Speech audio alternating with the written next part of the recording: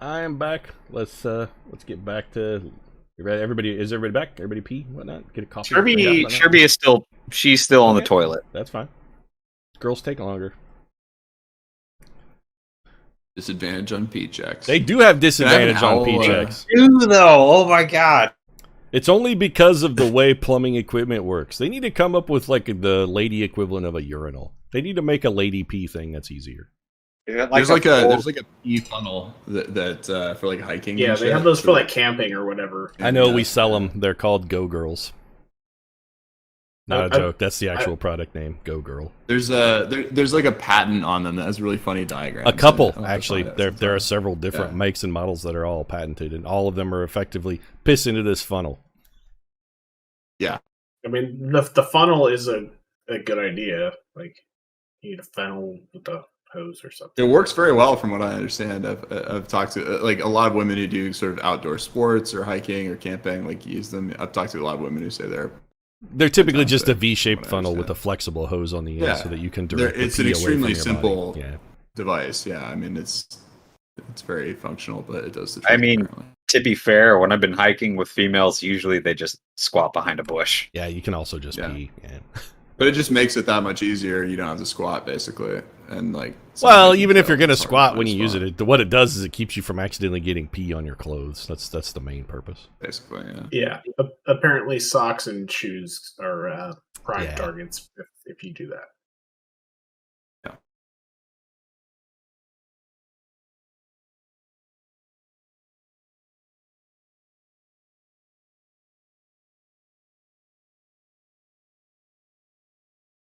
You think they used a Go Girl when they peed on Donald Trump?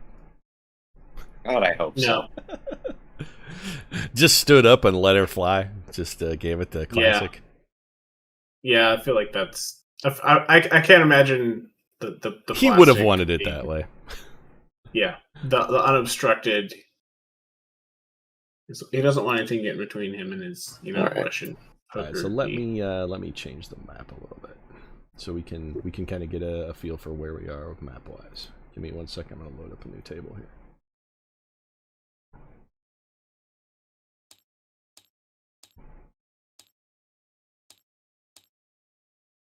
Okay, so let's zoom in on the relevant portion of Ryugin over here. So you guys are outside the capital city of Smil, which is right here. And your path of travel, this is where you guys are. You're just outside the city. So where you're going is roughly here on this side of the river, and the Emperor's Road runs along this way. And then there's one that goes down, but there is a branch that comes off and heads over into the east. There are some other branches I'm not going to bother to draw. But effectively, you guys are going to be traveling along this path along the Emperor's Road. And at the end of this, so the place you're going, let's talk about your destination a little bit. You are headed to Kyuden Kani, which is basically the ancestral home of the Crab Clan. It's sort of their headquarters, their main base of operations, their biggest castle in the province.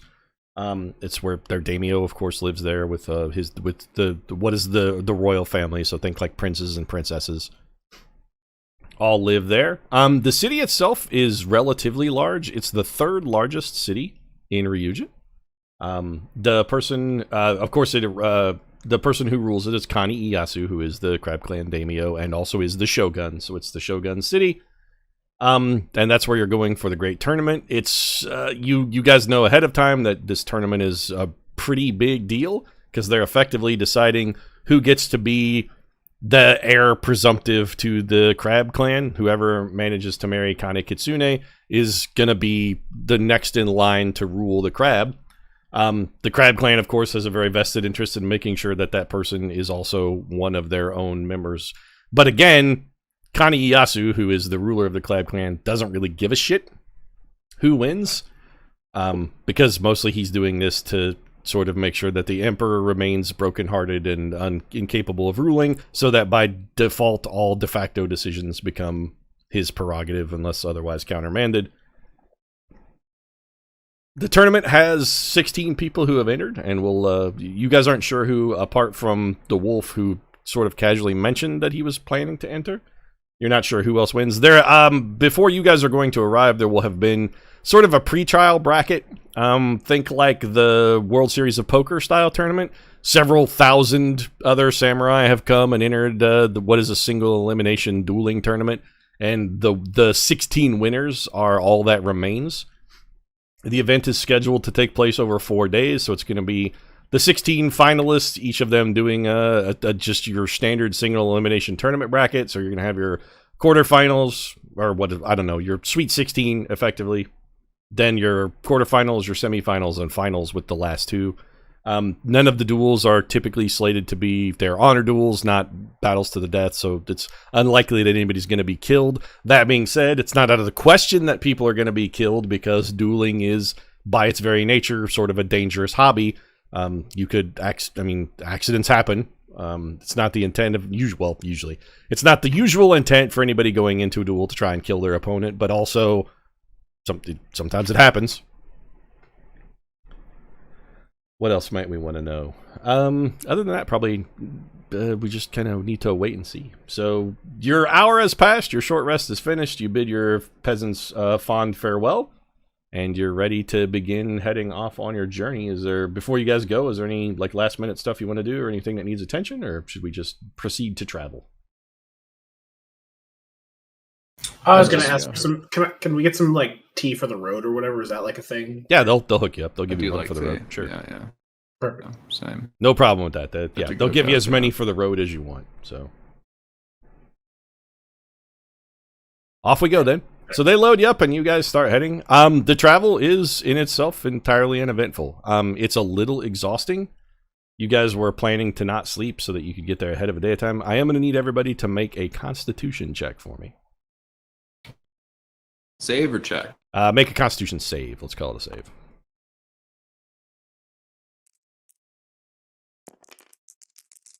Let me know if you beat a 10.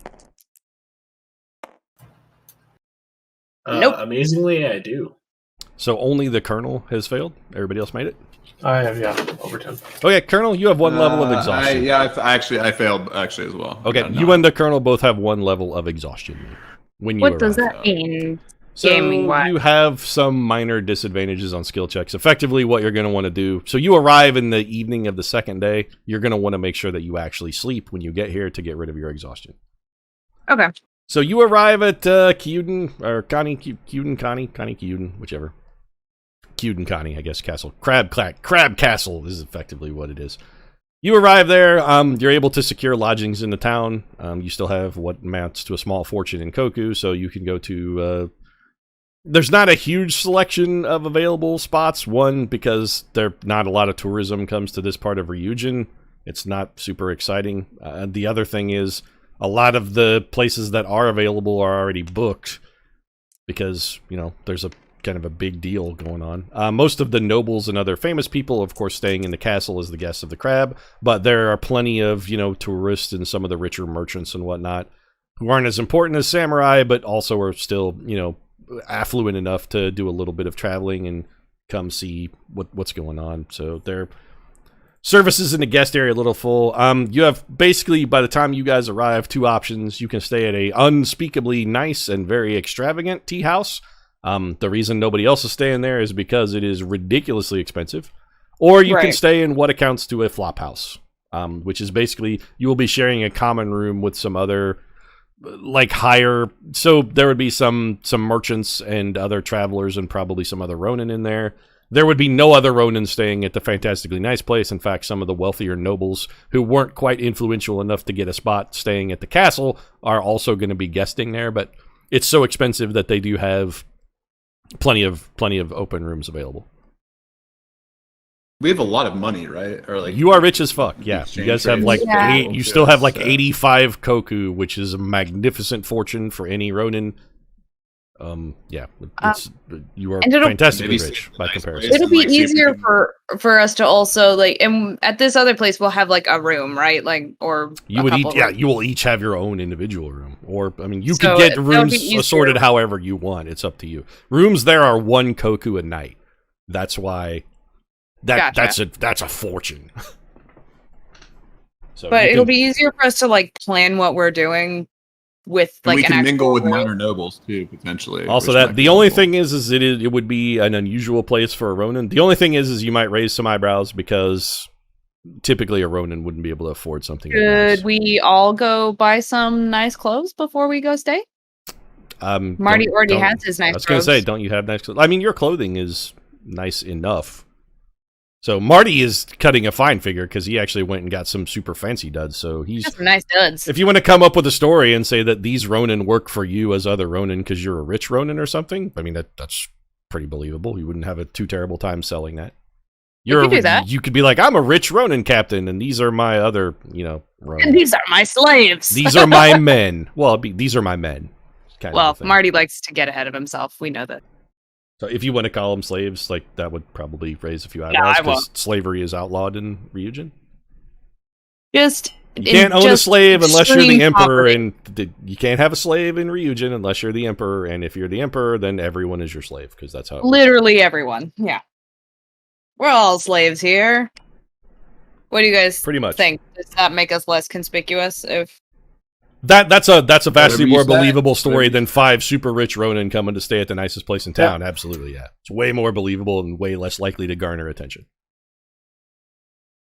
Well, I was thinking the flop house, and you get more you can ask more questions. There's more. My thinking is You guys don't have to stay in the same place. If one of you wants to bunk in the flop house, you can do that. Split the party. Yeah, I'll flop house it. Okay, so Silk's volunteering to flop house it. All right. Anybody else want to go flop in the flea-ridden, infested place that's farther out in the city? The other thing is, too, it is further out in the city, Bardatos. Like, it's a little... The place that everybody else is going to be staying is basically right next to the castle, like it's right in the neighborhood. Yours is going to be a little further out. Like, you can't really... There'll be stuff in the way. You'll be a couple miles from the castle. Whereas the other place is maybe a couple blocks from the castle. Yeah, that's fine. Okay. All right, so you guys arrive in reserved lodgings. Bardatos, you are staying in what is called the Filthy Beggar Inn. It lives Wow. up to its name. There are in fact several filthy beggars who are sleeping under the building because it's raised up on stilts a little bit. There's a couple filthy beggars sleeping under it. There are also what look to be a couple filthy beggars sleeping inside. When you walk in, one of them introduces himself, says, "Oh, Samurai-san," smacks his head against the floor. He's like, "How may I help you in my humble establishment?" Apparently, this guy is the owner. After he bows, he looks up and starts scratching at some what appear to be flea bites on his neck. How can I help you, Samurai-san? I require lodgings. Of course, for you, nothing but the finest. And he goes over to one corner of the room, and there is a dirty hobo laying on the floor, and he savagely kicks that hobo until they leave the inn. And then he picks up the very dirty, very stained tatami mat that hobo was resting on, and shakes it vigorously on the... I mean, he doesn't take it outside and beat it or anything. He just shakes it right there, and then lays it back down. It's like, for you, yes, Samurai-san, the most noble, most great, the most preferred position. The roof over there does not leak even the slightest. See, if you just let me spend money on you, Bardathos, that hobo wouldn't have gotten kicked. No, this is the place. This is the kind of place where Bardatos would have been more comfortable. Bardathos likes to slum it. I feel like this guy's maybe holding on me for some reason. Make an insight check. 19. Nope, he's exactly what he seems. He's an innkeeper, and he's filthy and dirty and runs a bad inn, and that's why it's a filthy beggar flop house, because he's not very good at being a hosteler. He's bad at his job. This is just a flop house. Okay. So, yeah. I'm good. I'm just gonna find a spot to hop into a table or a conversation. There are no tables. It's just hobos sleeping on the floor. There is over in one corner what appears to be sort of a rudimentary bar. If you want to go sit over there, they will bring you some of the worst sake you have ever seen. It has chunks in it. Oh, no. It's just actually spoiled milk. On the plus side, call it it's sake. super cheap. So there's a bunch of super cheap chunky sake. You can have as much of that as you'd like. No, I brought tea and Yeah. Okay, you wisely avoid the chunky sake, and when the innkeeper comes over, he brings you, but you wave him away and get out your own tea set. He doesn't look offended. In fact, he kind of gives you a head bob as if to say, "Oh man, good choice. Yeah, I wouldn't drink this shit either." Yeah, and then he goes back. He goes back over and sits down by the fire and starts picking like lice out of his own hair. Cool. Well, I guess the other thing is like for my like mattress that I'm going to be like sleeping on. It's not a mattress; it's a dirty mat that is pea. Yeah, It's can a pea stained tatami. prestidigitate that clean without like? That's going to get some drawing attention. it. Ronin don't. Swordsman, you're dressed as a Ronin, like you're a bladesman, and you don't have magic. Well, isn't he a spellcaster? No, he's got a wakizashi He's and a a full daisho because he has a rapier and whatnot. I have and a shield. rapier. Yeah. He's not his disguise is as a samurai. He is one of the he's disguised as a samurai, not as a like a wujen. Dude, just come to a better hotel, man. That sucks. No, it's fine. You can't prestidigitate your mat though, because you shouldn't be using magic. That would be. Also, it would be the only clean mat in a place, so that would also raise suspicion. Got it. Then I guess I'm just gonna kind of like listen in to see what people are talking about, so I can kind of gain local. Gotcha. insight. Okay, so we'll have you just traveling in the sort of the poorer part of the city, listening to rumors, various gossips and whatnot, et cetera, et cetera. Cool. Okay. What are you guys doing over at the fancy hotel? Bathing. Unlike You got it. friend. So all the most glorious amenities are available here. They have a lovely bathhouse. The geisha that attend you are willing to engage in conversation or play music. They're super talented. They're fantastic conversationalists. They're strikingly gorgeous. They have both male and female geisha. Like this is the nicest. Like you weren't treated this well at the palace. Okay. I actually do want to chat with the geishas. I want to get some gossip about what Kane Kitsune is like as a person. I want to learn more about her. Okay, so you're gonna chat up the geisha and try and find out about Kane Kitsune. Got it. What's everybody else doing? So we rode all night, got here, right? You rode 2 days straight. You didn't sleep at all. Okay. You haven't slept in 2 days. So probably sleeping, I'm assuming, is going to be the first thing on the agenda. It should be good. But So do you guys want to just say we arrive, we go to our various hotels, and then we immediately take a long rest and wake up one day before the tournament starts? In the morning? I'll bathe and all that. But I was just gonna. You can do all that as part of your long rest if you want. It's just, Colonel, if you try to engage in gossip and story gathering before you've rested, you're gonna have some penalties because you are fucking exhausted. so how much time we have if we get a long rest in before we start A full our day, recon? a full 24 hours. I'll probably just sleep then, and then start chatting people up tomorrow. That's fine. So, okay, let's just say you guys take a long rest, then you wake up the next morning after you've negotiated your surroundings. Bardatas is going to go beat the streets in the poor quarter and see what he can learn, and Martinique's going to spend the day chatting up geisha. So, Slexy, Biddy, what do you guys want to do? Rick. I'm assuming Tink is going to go to the temple and talk to the local priests and monks, so he'll get what gossip he can get there. Yeah. I will. Can we say that he's trying to talk to them about the tournament too? So Yeah, he's that's not fine. just Yeah, well, looking for Tink is place going to hand go people do money. some intelligence gathering amongst the religious spellcasting community. That can be his thing. Yeah. I will. I guess I'll look around a bit for the wolf, just to kind of get an idea of where he is. Okay, the one guy focused on a mission. You got it. All right, you are going to beat the streets and look for tales or whereabouts of the wolf. If I can't find him, I have taken locate creature. I don't know if that works for him. Okay. I mean, you've met him before, so you can cast it. It has a somewhat short range because I think it's what, like It has 1,000 feet. Yeah. Okay, that's fine. You're gonna go beat the streets and see if you can find the wolf. Biddy, what are you up to? Yeah, I'll cast augury and just ask where is the wolf. So okay. You cast augury, flip your finger around a little bit, whatever, and the answer is tea house. Okay. How many tea houses are there in this city? Couple dozen. Couple dozen. All right. I'll just fly through the eyes of my familiar and just zoom around through various tea houses and see if I can spot. Okay. this gentleman. You're patrolling the area looking for the wolf. Got it. Yeah. Okay. Yeah.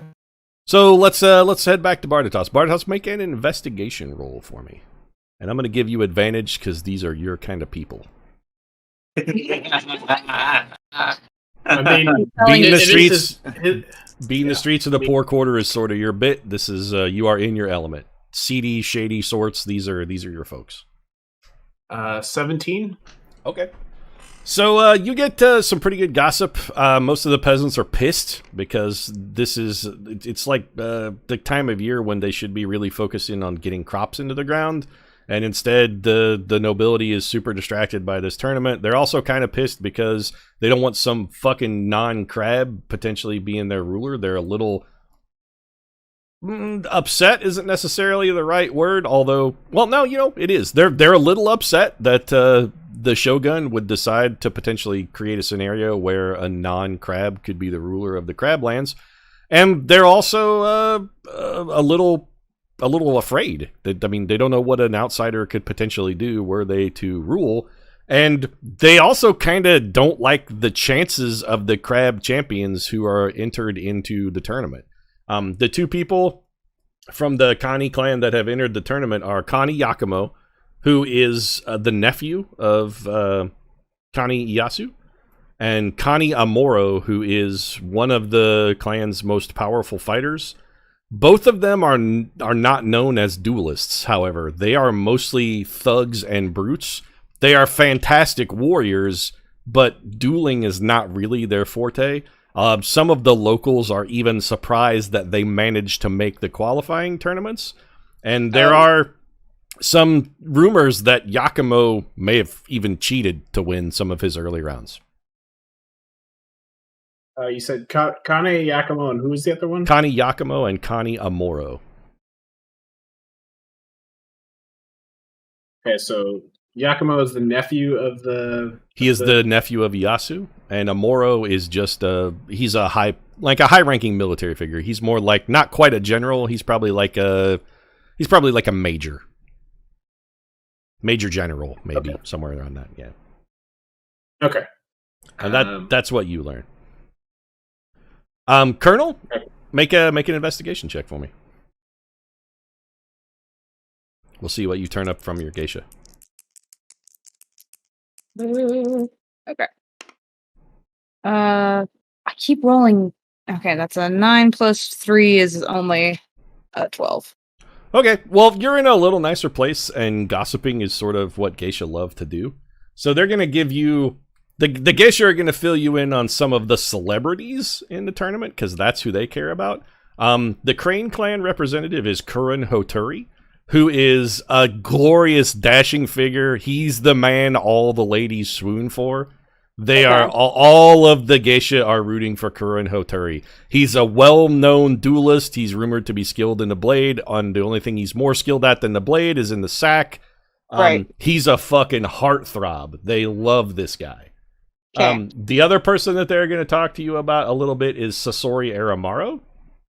He is the heir to the Sasori clan, so he's the Scorpion clan heir, and he is a good-looking bad boy, or at least he's assumed to be good-looking because, again, he always wears a mask as a Scorpion. They all wear masks. Right. But he's got the most piercing, gorgeous, steely blue eyes that they've ever seen, and even though they've never seen his face, they assume that he is drop dead gorgeous underneath that mask. He's fucking carved like he's made out of wood. He is a fucking hunk. He has a propensity to run around shirtless, so he is also... But whereas Hattori is like the sort of the teen beat, tiger beat kind of well-respected, clean-cut, all-American heartthrob, Sasori Aramaro is a good-looking rebel who plays by his own rules. Okay. He's the bad boy heartthrob. Nice. So we got the good boy and the bad boy teams. And they are actually on opposite sides of the bracket, yeah. Okay. So the only way those two could potentially meet is in a final, and that's sort of the final that everybody is hoping for. They really want to see Hoturi versus Amaro, yeah, or Aramaro. That's the dream matchup in the finals. I also want to ask them what Kana Kitsune is like as a person and like her skills as a warrior. Like, I want to know more about her. So she is a warrior. In fact, as a crab clan, samurai ko are very common in the crab. There are many female samurai who fight. And she is a well-respected warrior. She's not a duelist at all, but in like regular martial sort of open field battles, She's a commander. She is actually like third in command of the Crab Clan armies. She's a good field general, and she's noted as a tough, durable fighter. She is not attractive. She's not a dainty sort of. She's not a typical beauty of. Yeah, she's not what anyone would consider a classic beauty. Think Gwendolyn Christie. Because she is also, for a Ryuginese woman, very large. She's a little under 6 feet tall. She is very muscular. She fights with a giant hammer. So she's very much like a Gwendolyn Christie kind of figure. Marty's wishing he was strong enough to enter this fight. Also, there are some rumors that she is not at all happy to be being sold off like a prize cow in a tournament. She thinks that... The rumor is that she thinks it's a foolish way for them to make a match for her, because it's always been important that she be married and, produce heirs to continue the family. But she also thinks this is a stupid way for them to... This is a dumb way to do it, right? Like, this is like... Yeah, the spectacle and the ridiculousness is... Well, that, and also what you remember from your primer is the Crab Clan has very little respect for the art of the Iaojitsu duel. They think fighting that way is stupid. Standing in front of your opponent and effectively having like a quick draw battle is a dumb way to fight. You should just beat your opponent to death with whatever happens to be handy. So she would maybe prefer a tournament of that fashion. Yeah, she just kind of thinks like this is such a silly and effete way for people to settle grievances. Dueling is stupid. Why would you sell my hand in something this silly? You should at least try and sell my hand to somebody who can win an actual fight, not this highly ritualized, choreographed fight. That's sort of the gist you get from the geisha. And again, you don't know any of that for certain. That's just a widespread rumor. That's a common rumor. This is the gossip. Have any of these geisha ever met her? Does Kane come out into the town at all? Like, she is not one for entertainment or pleasantries. She is very much focused on doing her job and ruling the Crab Clan. She's much more likely to actually go be yelling at peasants about a poor harvest than she is to be found drinking tea in a tea house. Okay, she's a worker and a hard ass, and okay. She's very much a business first, pleasure, who cares, it's not important kind of gal. Yeah. Okay. Soul Setter, I want you to make a survival check for me, and Biddy, also you make a survival check. Ooh. Gotta bring out more checks in my vein. I think that you're way too nice of a DM. Yeah. You need to make your player 19. Okay, 19. I rolled a 4, so I got 11. Okay, so you're beating the streets, Lexi, and you actually bump into a couple people who have seen. They're like, "Oh yeah, the wolf. He's staying over at the Jade Garden Tea House." And you go over to the Jade Garden, and they're like, "No, we haven't seen the wolf. He ain't staying here. He's staying over at the Broken Clam." And then you go over to the Broken Clam. So you're kind of getting the runaround a little bit. Biddy, your owl is riding Overwatch, and coming outside of just stepping out of the Broken Clam Tea House, you catch a glimpse of what you think may be the wolf. The Broken Clam Tea House. Yep, you think you think you catch a flash of the Wolfmon on his breast, but then you lose him in a crowd. The streets are very busy. Alert the others. Okay, I so think I have a sighting of the Wolfman. Okay, how are you doing that? I mean, everyone other than Silk is in the same hotel with me. How big is this city? So Soul Setter, pretty big actually. Think, I don't know, 5,000-10,000 people. So probably 3 miles square, roughly. You guys are spread out. So if Soul Setter's beating the streets, like Marty, how long would it take for me to walk across the city? 45 minutes to an hour. Okay, because I can locate creature. It lasts for an hour. Yeah, that's fine if you wanna. Do you want to engage that and walk around? If I don't find them for I don't know, 3-ish hours, I might cast it if I know he might be nearby. Got it. Okay, put a pin in that. We'll come back to that in a minute, okay? Okay. Biddy, you can get the Colonel's attention because she's in the same place you are, but Dr. Galapagos is actually off as well in the more holy part of the city. So he's clear on the other side of town at this point. Well, I'll grab the Colonel's attention and ask if he wants to accompany me to our destination here, try to find the wolf. Yeah, I'll definitely go with you. The other thing you could do is you could just have the bird try and follow him if you want. That's true. Like he's still on the move, so. Okay. Yeah, so that's a good point. you chill for a minute and just sort of stay over watching bird, and the crowd thins out a little bit, and you pick up sight of him again. He walks out of the Broken Clan, goes up to the castle, talks to the guard for a minute. They hand him a scroll, and then he heads back, and it looks like he's going to what is the equivalent of a brothel, and it is called the Lusty Maid. And he goes inside there, and then you don't. It sounds more poetic in the original Ryuginese. Yeah, he goes into that place, and then you don't see him come out. So like the bird hovers overhead, and you're like, "Hey, bird, tell me if you see him come out." And the bird's like, "Cool." And it's been 5 or 10 minutes, and he appears to be in there doing something. You don't know what. So he goes. I do know what. Lusty. And I'll suggest that we go head over there to make contact with him. Okay, so you grab the colonel and you guys start heading that way. Slexy, when you get to the Broken Clan, they're like, "Oh, he just left. We don't know where he went. He headed towards the castle." So you start going that way, and coincidentally, you, Tiberius, and Martinique will arrive outside the Lusty Maid at about the same time. So as you guys are walking up, and your locate person is pinging that, in fact, you're pretty sure the wolf is inside. You're getting emanations of wolf detected. Wolf detected. Okay. Your Bing Thanks, tracker letter. is binging pretty good. Yeah. Okay. So do you guys I want to go will- in? You want to wait outside? I'll meet What's up with them. I And wanna be wait like, "I think he's outside." in here." Yeah, we'll wait. Well, you can I see mean- inside. Do you? If you guys look inside, he's just sitting at a table. Looks like he's drinking tea. Oh, he's not gone into a private room or anything. He went into what is known. Well, he went into a geisha house that is known to be a place where one can obtain sexual favors. That's not. That's a little unusual for a brothel. This is a brothel where the geisha sometimes also perform sex acts. But he's just sitting there drinking tea. He doesn't. I mean, doesn't appear to be indulging in that behavior. He's just enjoying what appears to be a nice leafy green tea.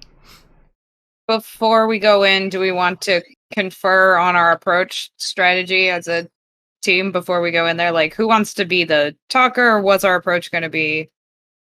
So you guys are milling outside the door, and he notices you, cocks his head, and waves. It's like, hey. Okay. At that, I'll just start. I say we'll just walk in. He motions Ask if we as can if sit to down. invite you to sit down. Like while you guys are sitting outside, you were sort of being shuffling around and muttering on your feet. It's very clear that he noticed you and doesn't. He motions that you can come in if you'd like. All right, sure. Marty, I'll head in. Okay, Yeah. so you guys come in. He's like, imagine seeing you again, sir. Please have a seat. I'll thank him. Sit down. I'll start off just cordially because we've had a relatively well. I mean, it ended well the last time we met him, so I think I'll just like introduce myself and our friends. Martinique. I never caught your name on the road. You are Yes, we didn't chat much, did we? Good afternoon, wise warrior. Your name, sir, I'm This is Soul the- Setter. and you. You. I'm priest? Tiberius, sub-magistrate, third class. So you don't really we want to call- say we that. call- There's we no call him Ryuginese Chips. equivalent there. Well, Yes, also I'm that's sorry. a super weird way to behave because that's not how Ryuginese don't have titles like that. You would just say your family name I'll and your give some name. sort of reasonable title. Yes. Okay. Tiberius. An accountant. Very well then. Well, perhaps we should. I mean, it's nice to see you again. I'm assuming you're in town for the tournament. Yes, but More or not less. enter, obviously. I've assayed your skills on the road. It should be massively foolish for you to enter. Also, at this point, far too late for you to enter. You missed the preliminary rounds. So who is the highest? I guess it doesn't really matter for charisma, but I just know if I do any checks, it's gonna fail. I'm not with you Yeah, guys. You're just sitting here. as far as I You're know, just sitting so. here talking to another we're just- Ronin. Okay. So, are you gambling then? I'm assuming that's why other Ronin would be here. Gambling on the event. Who's your favorite? You are. He grins when you say you are. You can tell that he is pleased that you have respected his skill, but he doesn't say anything because he's trying to be. Modest. Well, you don't even need to make an insight check. You can tell that he knows that samurai are supposed to be humble, but he is not a humble person, so Fair. he's faking it badly. He's trying. So Kinda. you get some micro express, but what he actually says is, that's a questionable proposition, but I suppose I appreciate the confidence. Well, not only are we gambling on you to succeed, but we have orders to instruct you to succeed on behalf of the Emperor. I take no orders from you. That's true. Well, I was going to ask why. we recommend you succeed. Oh, fuck. You mentioned the Emperor? I want to ask him. No, I want to ask him. Okay, never mind. Well, Biddy did, so he's going to follow up we're on down this. with that. You mentioned the Emperor? You've spoken... I find it hard to believe that you've spoken to the Emperor. Who has the copy of the letter? I believe we hand all of our paper goods to you. Not directly to the Emperor, but to his... What was the guy called? His seneschal. We did. Yeah. Zora. Yeah, Fenikusu Zora. We did see the Emperor. So I want everybody to make an insight check. Everybody make an insight check for me. I was going to ask him what he was entering or why he was competing before, but then we asked about the Emperor and making him win. So Insight. Yep. Wait, am I there? You are not here, Bartatos. No. Okay. 17 plus 8 is a number. You can tell that he wants you to shut the fuck up. He is not comfortable talking about the Emperor in this particular... He doesn't want to talk about this here. He like presses his lips, and Soul Setter, you also pick up on that then. He very much does not want to talk about this here. Like I have no to the two to try and... I have no dealings with the Emperor. I'm a Ronin. The Emperor would never deign to talk to one such as me, or you for that matter. But you Martinique and Soulsetter very clearly get the impression he's like, hey, shut the fuck up. You don't talk about that shit here. Yeah. I would like to inquire about, I don't know how to phrase it, but like, that's fine. You know, why, what is it you want to ask, and I'll help you out. What's your interest in entering and attempting to win the tournament? I would like a wife. I'm here to, I'm as you may notice, and he motions to his chest, I have a family, but I have no lands.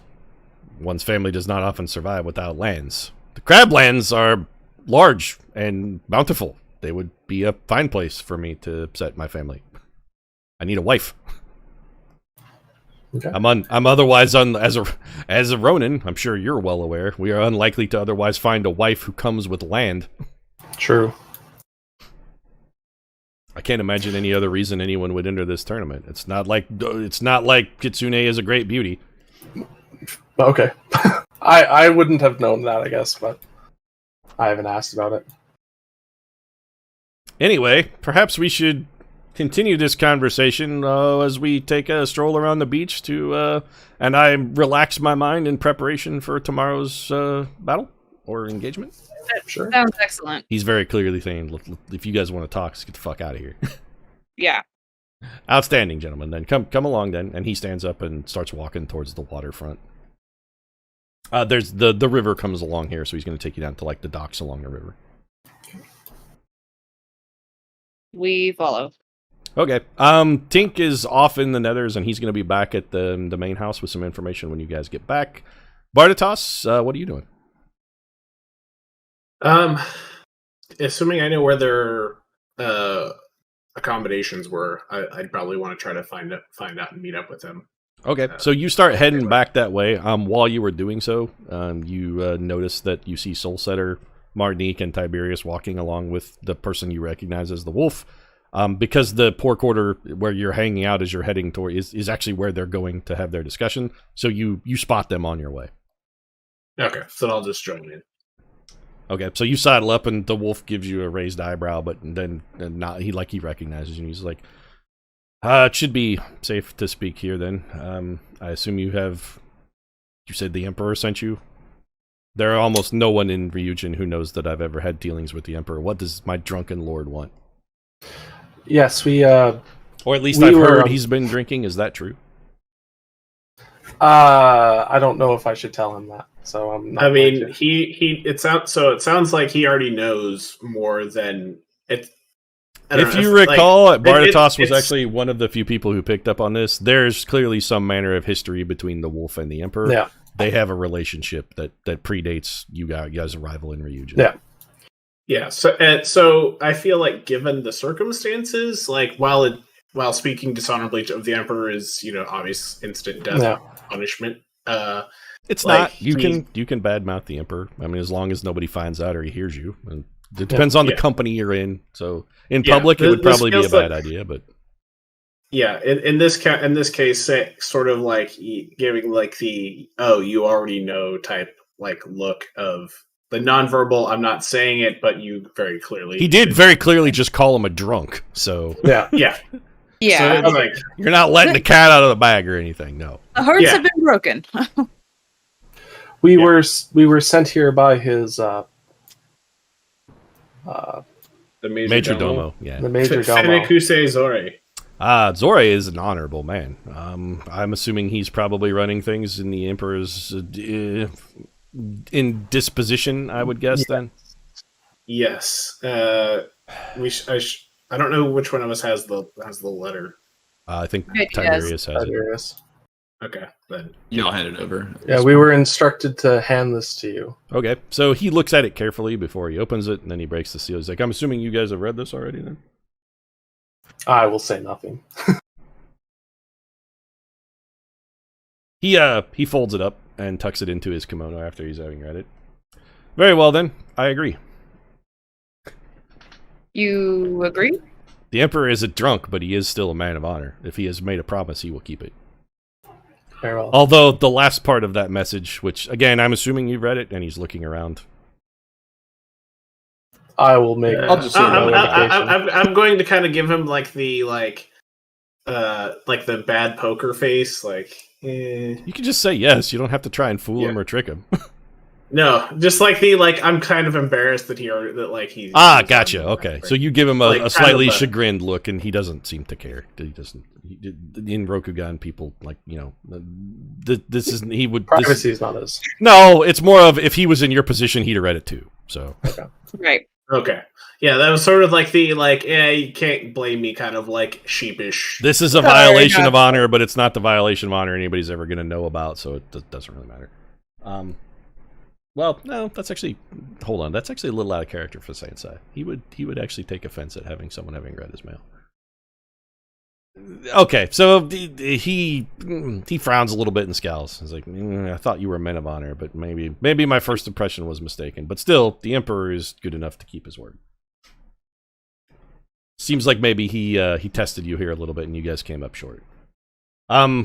He's gonna let it slide though. He's like, the second part of the Emperor's missive, however... Well, one, it's no guarantee. That there are many talented duelists in this tournament. I'm good at what I do, but also many of these other men and women, because there is actually that's something that you picked up on, Martinique, when you were talking. There is actually there is another woman who has entered the tournament. Rian Suke is a samurai ko from the Lion Clan who is also participating in the tournament. That's super weird. You assume that she is right? She is well, since she would not be able to sire children with the prize, effectively. The prize is wedding Kitsune, and Suke and Kitsune are like same-sex relationships aren't frowned upon. It's just somebody who's important still needs to be able to sire an heir. So in a situation where an heir is needed, this is not something that's okay.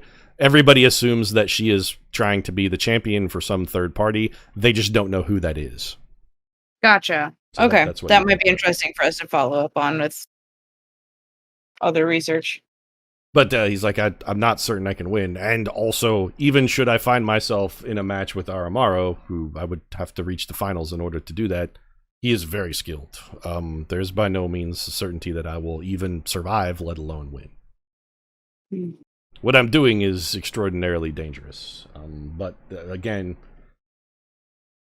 the Emperor asks and I obey because I am a man of honor, and when my Emperor gives me a command, drunk though he may be, and honestly, probably even though this is not his command but Zore's, it is still in the best interest of the Empire that the Shogun be relegated to his place.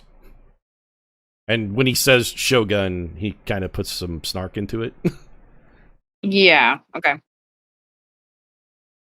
So, need you anything else then, or are we done here? Is there anything we can do to help you prepare for the tournament? That's kind of what it's just like You know.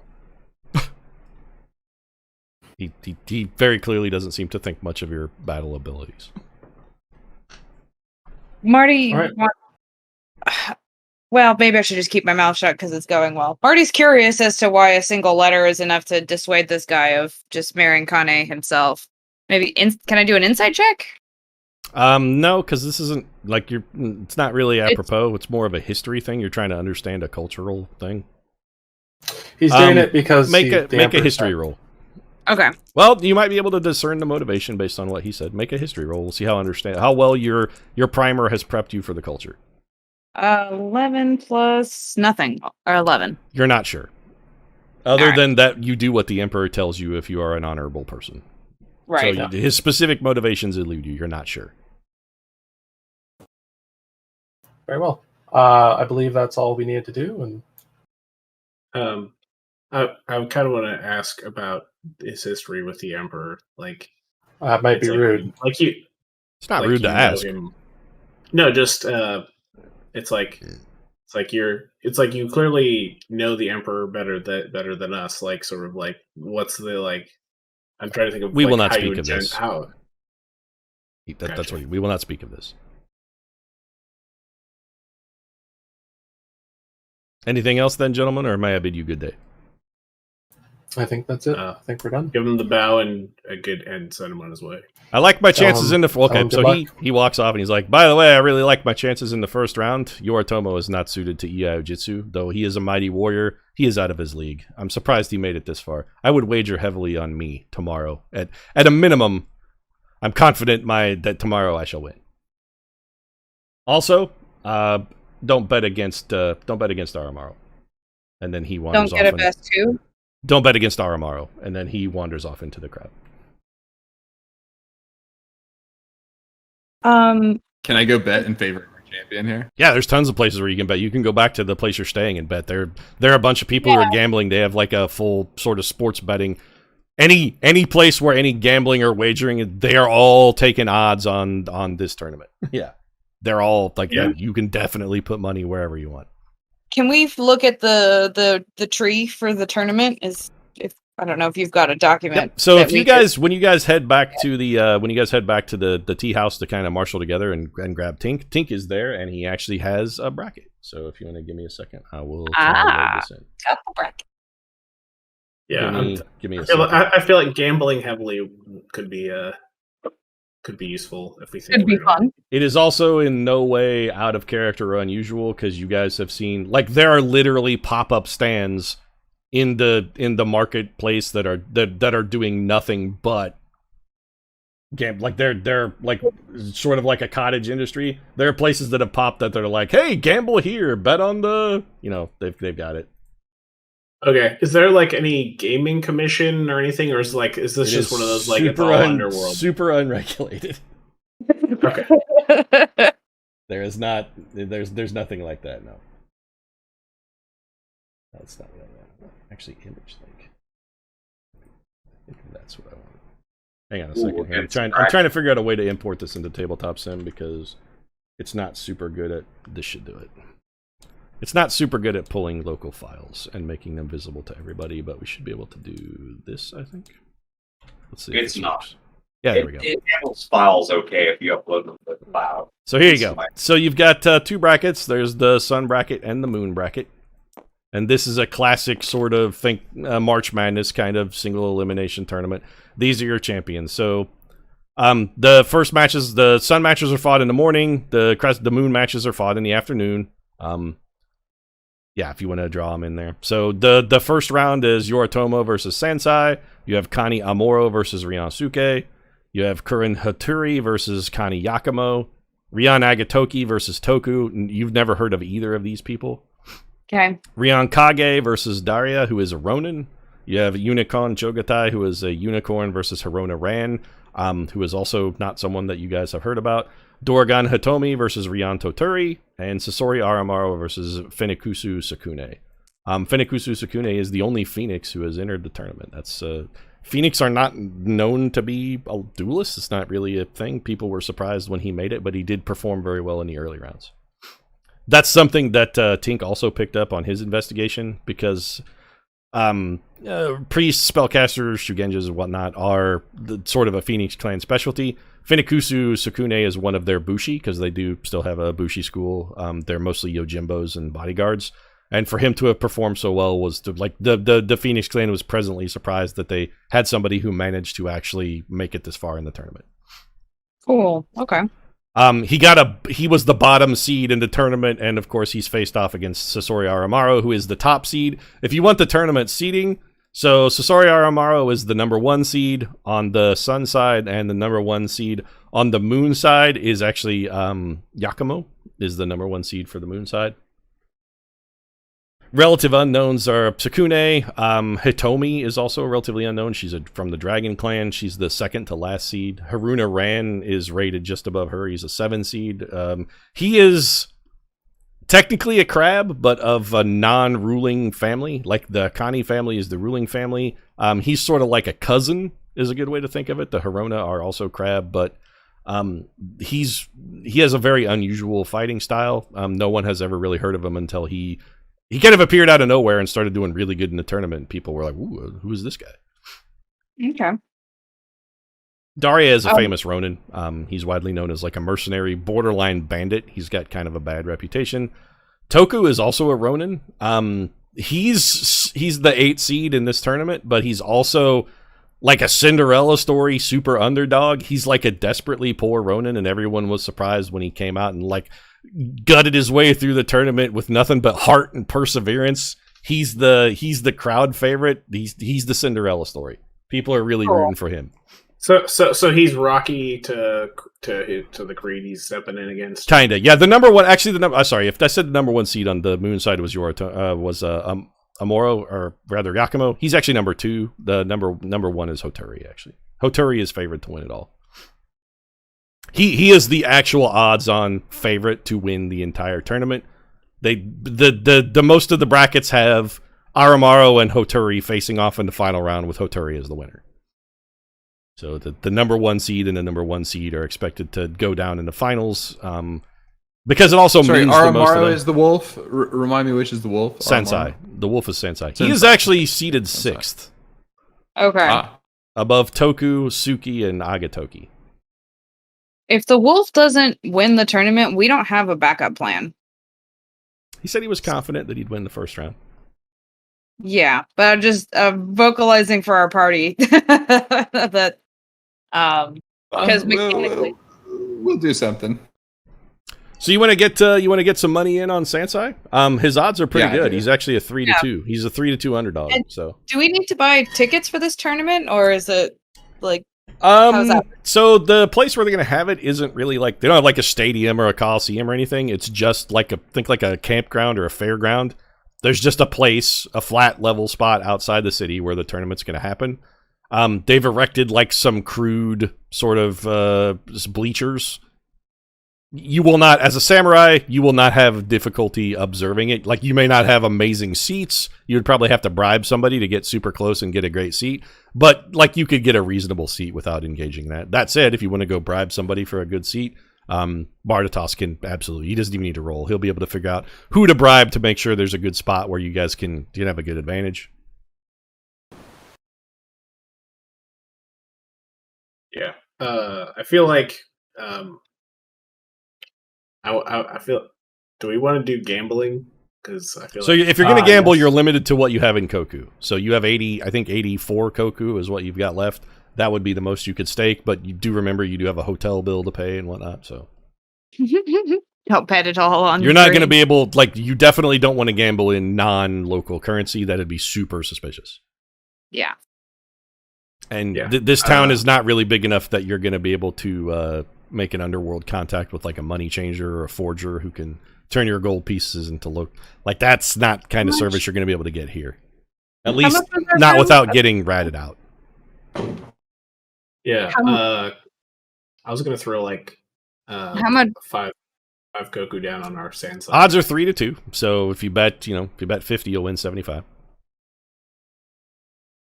How much was our room, Pete, at the hotel? It's a Koku. Well, how many rooms do you have? Every room is 1 Koku per night. So I can share a room with. I don't know how many rooms you're staying in. If your cover story is where I'm a wealthy Ronin and these are my men, probably 1 or 2 rooms would probably make the most sense. One room would probably arouse the least suspicion. Yeah, because they're like my bodyguards, right? Or something and that would be perfectly believable. Then, if you're a rich Ronin, although it's odd that you would be that rich and nobody have heard of you, but you're from far away. Who knows? The truth is stranger than fiction. People are curious about you, but you've behaved politely and behaved in a normalized and polite fashion. So people are curious, but not like nobody's nosing through your shit or anything. Right. Or at least you don't think they are. As far as we know. Okay, so we need at least 4 Koku for our room and maybe more, depending on how long we stay after the tournament. So one thing to consider is when you are placing bets is the quality of establishment where the bet is being placed. Like the pop-up gambling stalls seems to be mostly peasants gambling for very trivial and, well, what for them is a gargantuan sum, but for you is an utterly trivial amount of money. So maybe the place where you're staying also has a very aggressive and enthusiastic wagering system going on, and almost certainly would be able to pay you if you won. Like if you go try to place a 1 Koku bet at some of the pop-up stalls, they're just going to be like, I can't cover that. Right. Yeah, we should be betting wherever the samurai and nobles are gambling. So if you guys want to make a wager, just tell me how much and on who. You can also if you want to know the seeds on the other stuff. I will happily fill you in on who the local favorite is and what the odds are for any position in the bracket. So if you want to bet on someone who isn't Sansai, you're welcome to do so. Yeah, I guess that's true if people want to bet individually, but we could also just bet as a party because if you want to put it all on black and roll the dice on Sansai, I mean, he seemed confident. What do you guys want to do? He has reasonable odds at 3-2. It's all riding on him anyway. Let's do it, Sansai. Is kind of riding on him. So Biddy's not one to diversify his. Biddy doesn't want to diversify the portfolio. He's dancing with the one that brought. Can I chronal shift at any point in the battle or no? I would not. So one thing that you note is at the corners of the battle, at the corners of the tournament grounds, there will be Shugenja, whose dedicated purpose is to make certain that there is no magical interference in the battle. If you interfere in anything that happens during the tournament magically and are detected, you will be killed. Sounds like not a good idea. Well, here's the meta plot, right? If we can't get the Emperor to release Kazanzak, the world is fucked. So it doesn't really matter what Koku we spend on who. let me emphasize one thing. When I say that you will be killed, I don't mean that as an honorable samurai you will be given an opportunity to commit seppuku. You will be hanged, which is that is super you will dishonor your family unto the 3rd generation. They won't even give you an opportunity to expiate your shame. They will simply hang you. You will die like a dog, the worst possible death, and your ancestors will be shamed for 3 generations. Let's just put 50 Koku on Sansei as a group, and we can split the winnings up. Okay. I'm in. Okay. Is there anything else you guys want to do, or should we fast forward to day 1 of the tournament? What's the action on Aramaru? So Aramaru isn't even paying even money. He is actually favored. It would be to your disadvantage to bet on Aramaru.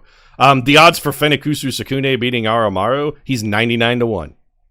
Oh, no. So if you wanted to bet a Koku on Sakune, if by some reason he pulled the upset of the year, you would get real healthy real fast, but also, I mean, he's a 99-1 underdog. I mean, throwing 1 Koku at him seems fine also. Okay. Because it would be a good story. I'm not going to tell you how to gamble. I'm just telling you what the odds are. I actually sat down and wrote a bracket with seeds and odds for all of this. So. I guess I would look for one that's maybe a little bit less of a long shot. Okay, so the Toturi Hitomi is actually basically even money. That one's largely a coin flip. Kage Daryu, Daria is a moderate favorite, so you might be able to Kage is he's 7-2, so a reasonable underdog, but not a complete and total long shot. Chogatai and Ran. Chogatai is a very slightly favored over Ran, so he's like a 5-3 roughly. It's basically a coin flip there, although Chogatai is a modest favorite. Agatoki and Toku. Toku is a huge underdog. He's 99-1. Hoturi and Yakumo. Yakumo is an underdog, but it's not a 99-1 dog. He's like 10-1. Hoturi is favored heavily. Yoritomo Sansai. Sansai is the underdog, 3-2. We already talked about that one. And Aramaro and Suke. Amoro is a very slight favorite over Suke. That one is also a 3-2 favorite for Suki's paying 3-2. She's the underdog at 3-2. I think I'm gonna go back to the day side of the bracket and bet on the one lady that was interesting. Yeah. Okay, yeah. Hitomi, you mean? Her too. That's Well, the only lady Hitomi, on the sun side of the bracket is Doragon Hitomi. I thought you said Suki. Suke is also a lady, but Hitomi is also a female. Suke is sun side. Gotcha. Yeah, Gotcha. there's the sun and moon. If I failed to mention that Hitomi is a female, she is, but it's already been announced who she's playing for. So the Dragon Clan champion is named Hoshi, Doragon Hoshi, and she has entered the tournament on behalf of Hoshi. The people are very confused why she entered, because they suspect that Suke is trying to win favor for the Lion Clan with probably her daimyo by getting someone in the family an important match, like an important wedding match. Hitomi is arguably the champion for someone who is already so powerful and influential that they could probably do better in another setting. Like, Hoshi could probably find a more influential and wealthy wife than Kitsune. So Hitomi is a bit of a mystery. People are very unsure why she has entered the tournament at all. It may just be that she wants to prove herself as a warrior, but that's if you guys are listening to the scuttlebutt, that's the current best operative theory, is she just wants to display her skills and prove that the Dragon Clan duelist style of two swords is better than the more classic single sword Iaijutsu. But that's at best speculation. Should we try to convince another person to be the Emperor's champion too, just in case Sansai doesn't make it? Like maybe Hitomi is just here to prove herself, and she wouldn't mind being the Emperor's champion. What do you? Just be like, you can, if you do you want to try and track down? If you want to try and track down any of these particular people and cut a deal with them, tell me who you want to talk to, and we'll see about finding them. And if Hitomi doesn't have any particular reason to be in the tournament, maybe she just like wants to prove herself and be the Emperor's. Okay. Do you want to go try and track down Hitomi? It's still relatively early in the morning. It's only about 11:30. You got most of a day. I have a question. Sure. Are these like visiting people? Are they all staying in like houses? Are they the vast? So with the exception of Sansai, Daria, and Toku, they are all staying at the Kyuden Kani. They are all staying at the castle because the rest of them are all nobles of modest to varying levels of importance, but most of them are staying at the castle. Yeah, because I was curious about that. If you could ask to go into the castle too. I mean, there are many people coming and going. It's sort of there's kind of a festive atmosphere. They don't really often get like excitement in the Crablands. They're again a very pragmatic people. Typically, they just toil, work, etc., etc. This is sort of like kind of like a festival sort of thing. This is a big deal. It's like it would be sort of like if they had the Super Bowl in Milwaukee. Got it. That seems like a good use of the rest of our day before the tournament starts. Going to talk to people, and I want to try to talk to Kane if she's like, if that doesn't involve having to sneak around and get in trouble with the guards or anything. Actually, like, Milwaukee is, now that I think about it, maybe not the best bet because the Packers play in Green Bay, so it'd actually be more like if they had it'd be like if they had the Super Bowl in Sioux Falls, South Dakota. More like that. There you go. Sioux Falls would lose their fucking shit. Yeah, so that's a better example. Yeah. Okay. I feel like we have to go to the castle and at least try to talk to a few people. Okay. So I mean, is there who in particular are you trying to track down? I want to talk to Kane. It sounds like Silk wants to talk to Hitomi. So you want to talk to Kani Kitsune? If she's around, I will not be able to talk to her. No, she is not going to. She is not someone who would be approachable or leave the castle, and not someone who is going to take a meeting with a random Ronin. Yeah, talk to She's not Hitomi mingling? because she's apparently not like acting as anyone's So the champion. gossip you got from the geisha is she's in a bit of a funk. Like she's pissed. She wanted to enter the myself in my room if this was me, but yeah. So something else you would gather. She wanted to enter the tournament and try to win her own hand. She wanted to enter the tournament and try to win it for herself, and her dad told her no. He forbid her from entering. And she is not defying her father's will. She is a dutiful daughter. Bummer. If she was more of a brat, she could just tell her dad to stuff it and go marry the emperor. It's not. Well, okay.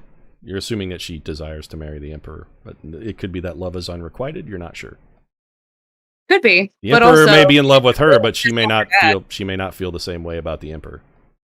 True. In his youth, the emperor was known as a fine duelist, but a bit of a fop. He was sort of a dandy, kind of a fancy lad. He doesn't seem like he would be a complimentary personality based on what you know of Kitsune. Probably not, but she's, Sometimes opposites attract. You're going to stick it to your dad. Marrying the emperor when your dad's the joke going to try to take all the power would be a really good way to stick it to your dad. That's true. Maybe she has daddy issues. You just don't know. Could be. That's a perfectly reasonable hypothesis. But maybe I could find a friend of hers while we're at the castle. Okay. I'll just so so we can say that's what you're spending your time doing. Then you're trying to dig up some dirt on Kitsune. That's cool. That's a cromulent way to spend the afternoon. All right. Who wants to go? So Bardatos, you're trying to stalk Hitomi? No. I think I know Aramaro's like the scorpion guy that from the note we don't want him to survive, right? Well, the note very specifically said that he should not survive. No. You don't know why. So I kind of want to go like see what I can glean from like watching him to see if like so my thinking is sort of like if he's like I got it. You wanna go stalk a celebrity a little bit because again he's super famous and dashing. He's a good looking rebel who plays by his own rules. Probably blend in with the crowd of gawking fans pretty well. So if you want to try and track down Aramaro, we'll put a pin in that along with the Colonel. We'll circle back to that in a minute. We got you. So you're stalking, you're fanboy paparazziing Aramaro. Got it. Yeah, Biddy, was it you who wanted to track down Hitomi? Yeah, I think so. I don't have enough charisma to really convince her of anything, though. I guess maybe I should just use my owl to fly around and locate people like Hitomi and Aramaro and see where. Well, some of these people are going to be easy to find. Some of them may not. So if you want to go talk to her, I mean, you can probably. You don't have to have charisma to just talk to somebody. Not everything requires a roll. Enough. You can just have a conversation with someone. Yeah, okay. I'll give it a shot. Got it. So you're stalking Hitomi. Check. Okay. Slex, you want to go with somebody else? You want to do something entirely different? What are you up to? I don't know what to do, so I'll probably just tag along with someone. Okay. Who are you most comfortable tagging along with? I'll tag along with Silk. Okay. So you and Bardatos are gonna go fanboy Aramaro. Got it. Well, I won't get as close as him. I have an idea of what Tink is doing, so okay, I got it. It's a shame that Tink DC'd. Well, I'm going to tell you guys what Tink is up to. So Tink is going to go talk to Toku because he very much appreciates the underdog story. He's rooting for the Cinderella. He's going to spend his day talking to Toku and learning about him. And Toku is actually somebody Toku's just staying in town. So Tink's going to go track him down. He's going to spend the afternoon talking to Toku, and he'll return later with some information about that. Let's circle back to Bardatos. So you are stalking Aramaru. Yeah, I'm trying to sort of if there's anything I could glean that I could relay to a. Okay. Stalking Aramaru is super easy. He's over at the dueling arena, like the place that's set by, and he is practicing shirtless in the sun. There's a bunch of people there watching him. He's working through kata. He's actually doing a sparring session against 6 other swordsmen from the Sasori clan. So he is a magnificent god of a specimen. He's super handsome. He's covered in glistening sweat. He's got roguish bad boy looks. You can tell that he's got a devilish smile behind his mask. His mask covers his nose and lower face, but also it's like see-through silk. It's very sheer, so you can't exactly make out his features. But he's a handsome dude, and you can tell he's smiling, laughing, and having a good time. Okay. He's joshing with the crowd. He's friendly and whatnot. Does he have like an entourage? Oh yeah, he's got a whole. He has legitimately an entourage. Like Turtle and Jeremy Piven are all they're hype manning him, talking about how great he is and whatnot. Yeah, he's very much. Yeah, I kind of want to see what I can glean. Turtle's trying to score with some local peasant girl, and even she won't have anything to do with him, even though he's a samurai, because Turtle always strikes out. So. Yeah, Oromaro's got it. He's got his posse. Yeah. Okay, I think like, sort of like trying to like see if there's like any. I'm trying to find some like useful piece of insight that maybe like they'll say something to each other and I can overhear that would be interesting. So make an investigation check for me.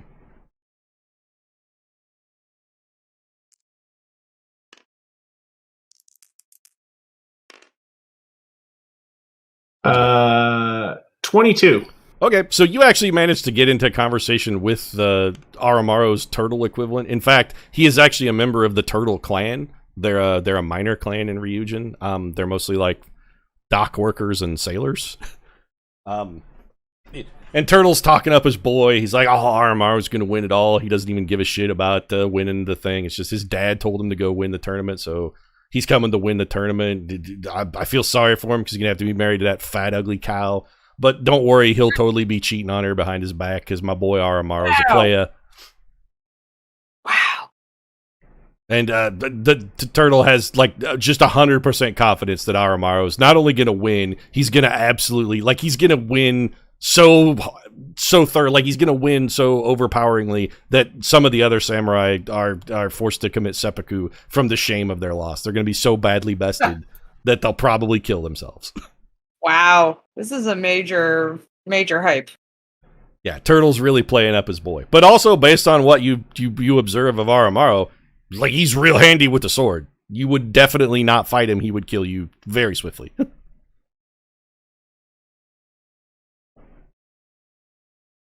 Anything else you want to know, or should we circle on?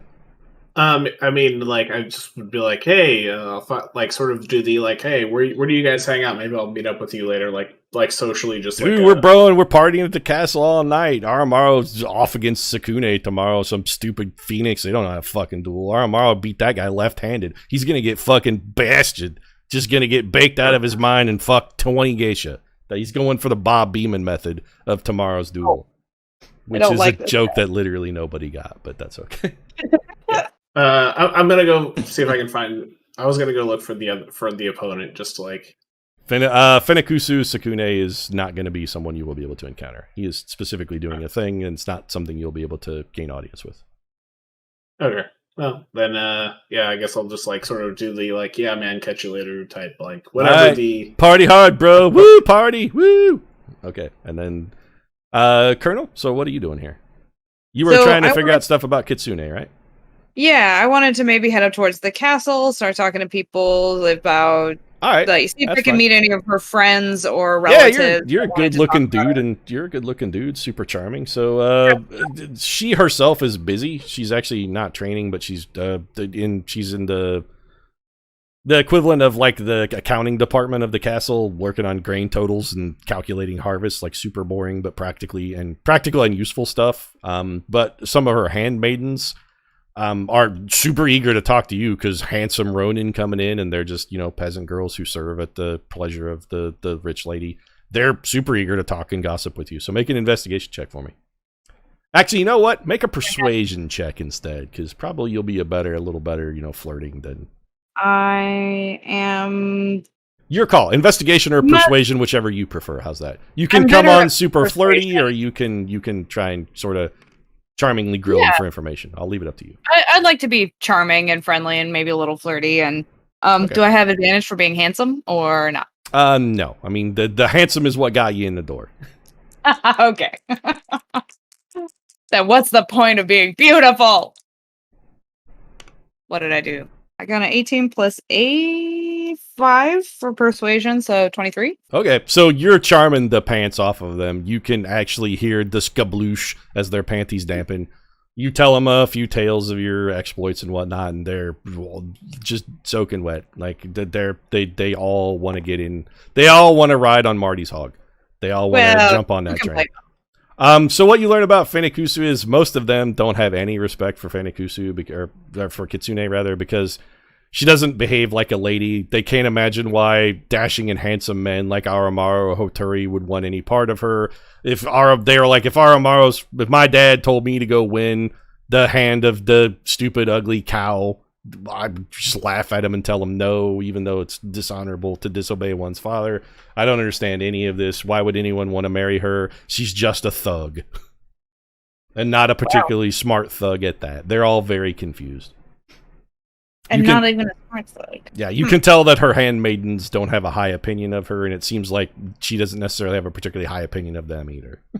Doesn't sound like she treats them very well or anything. She doesn't mistreat them. It's just they're kind of very much girlish, and she's very much a tomboy. Is sort of the vibe you get. Well, yeah, and if you're a you should be putting on pretty tomboy, dresses. You kind of don't have a job, really. Like, there's just nothing for you to do. Right. So, and they're like, she should be putting on pretty dresses and trying to, find a good husband. And she's like, I want to go smash demons with a hammer, and also I want to increase my family's lands and win wars against our enemies and crush them beneath my boot.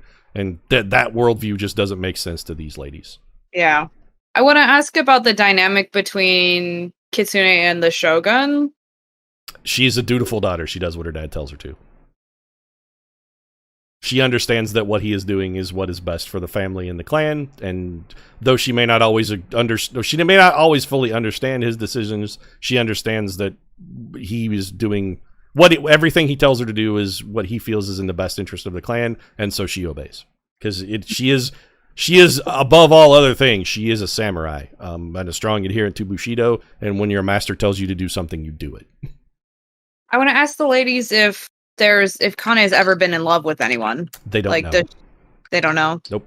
She doesn't even talk about that sort of thing. When they were children, she was rumored to have a modest crush on someone, but they were never able to figure out who she had a crush on.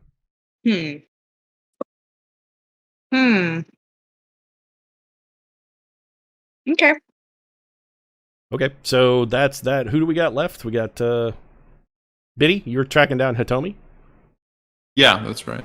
Okay, so you have the eagle fly around town. Hitomi is out. Actually, you catch a glimpse of her. You ask some local peasants. Be like, "Hey, anybody seen Hitomi?" You're like, "Oh yeah, she's like over in the market square or whatnot." You like hear some rumors about her because she's a little famous, but also she's kind of known for being somewhat standoffish. Like the vibe you get from the people you talk to is like, yeah, she's weird, but also she's a dragon, and everybody thinks the Dragon Clan are kind of weird and standoffish because, like, they like talking to peasants, so they have a very much less rigid view of the Ryuginese caste structure.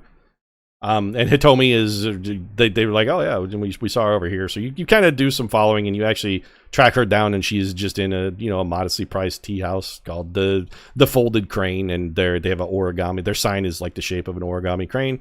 It's not super fancy, but it's also not of poor quality. It's just like a reasonable place to have lunch. And when you walk in, you actually see her in the corner. She's by herself, just enjoying a meal. She's having lunch. I'll ask if I can have a seat at her table. She looks up at you and shrugs. Suit yourself, Ronan. I'll sit down and order lunch and ask her on whose behalf she's entered the tournament. Try the orange chicken; it's good. I don't care about the tournament. I don't need to win. I'm here on my own business. You've entered it, though, haven't you? I have, yes. My reasons are my own. Why is that? I said my reasons are my own. But I don't know you, Ronan.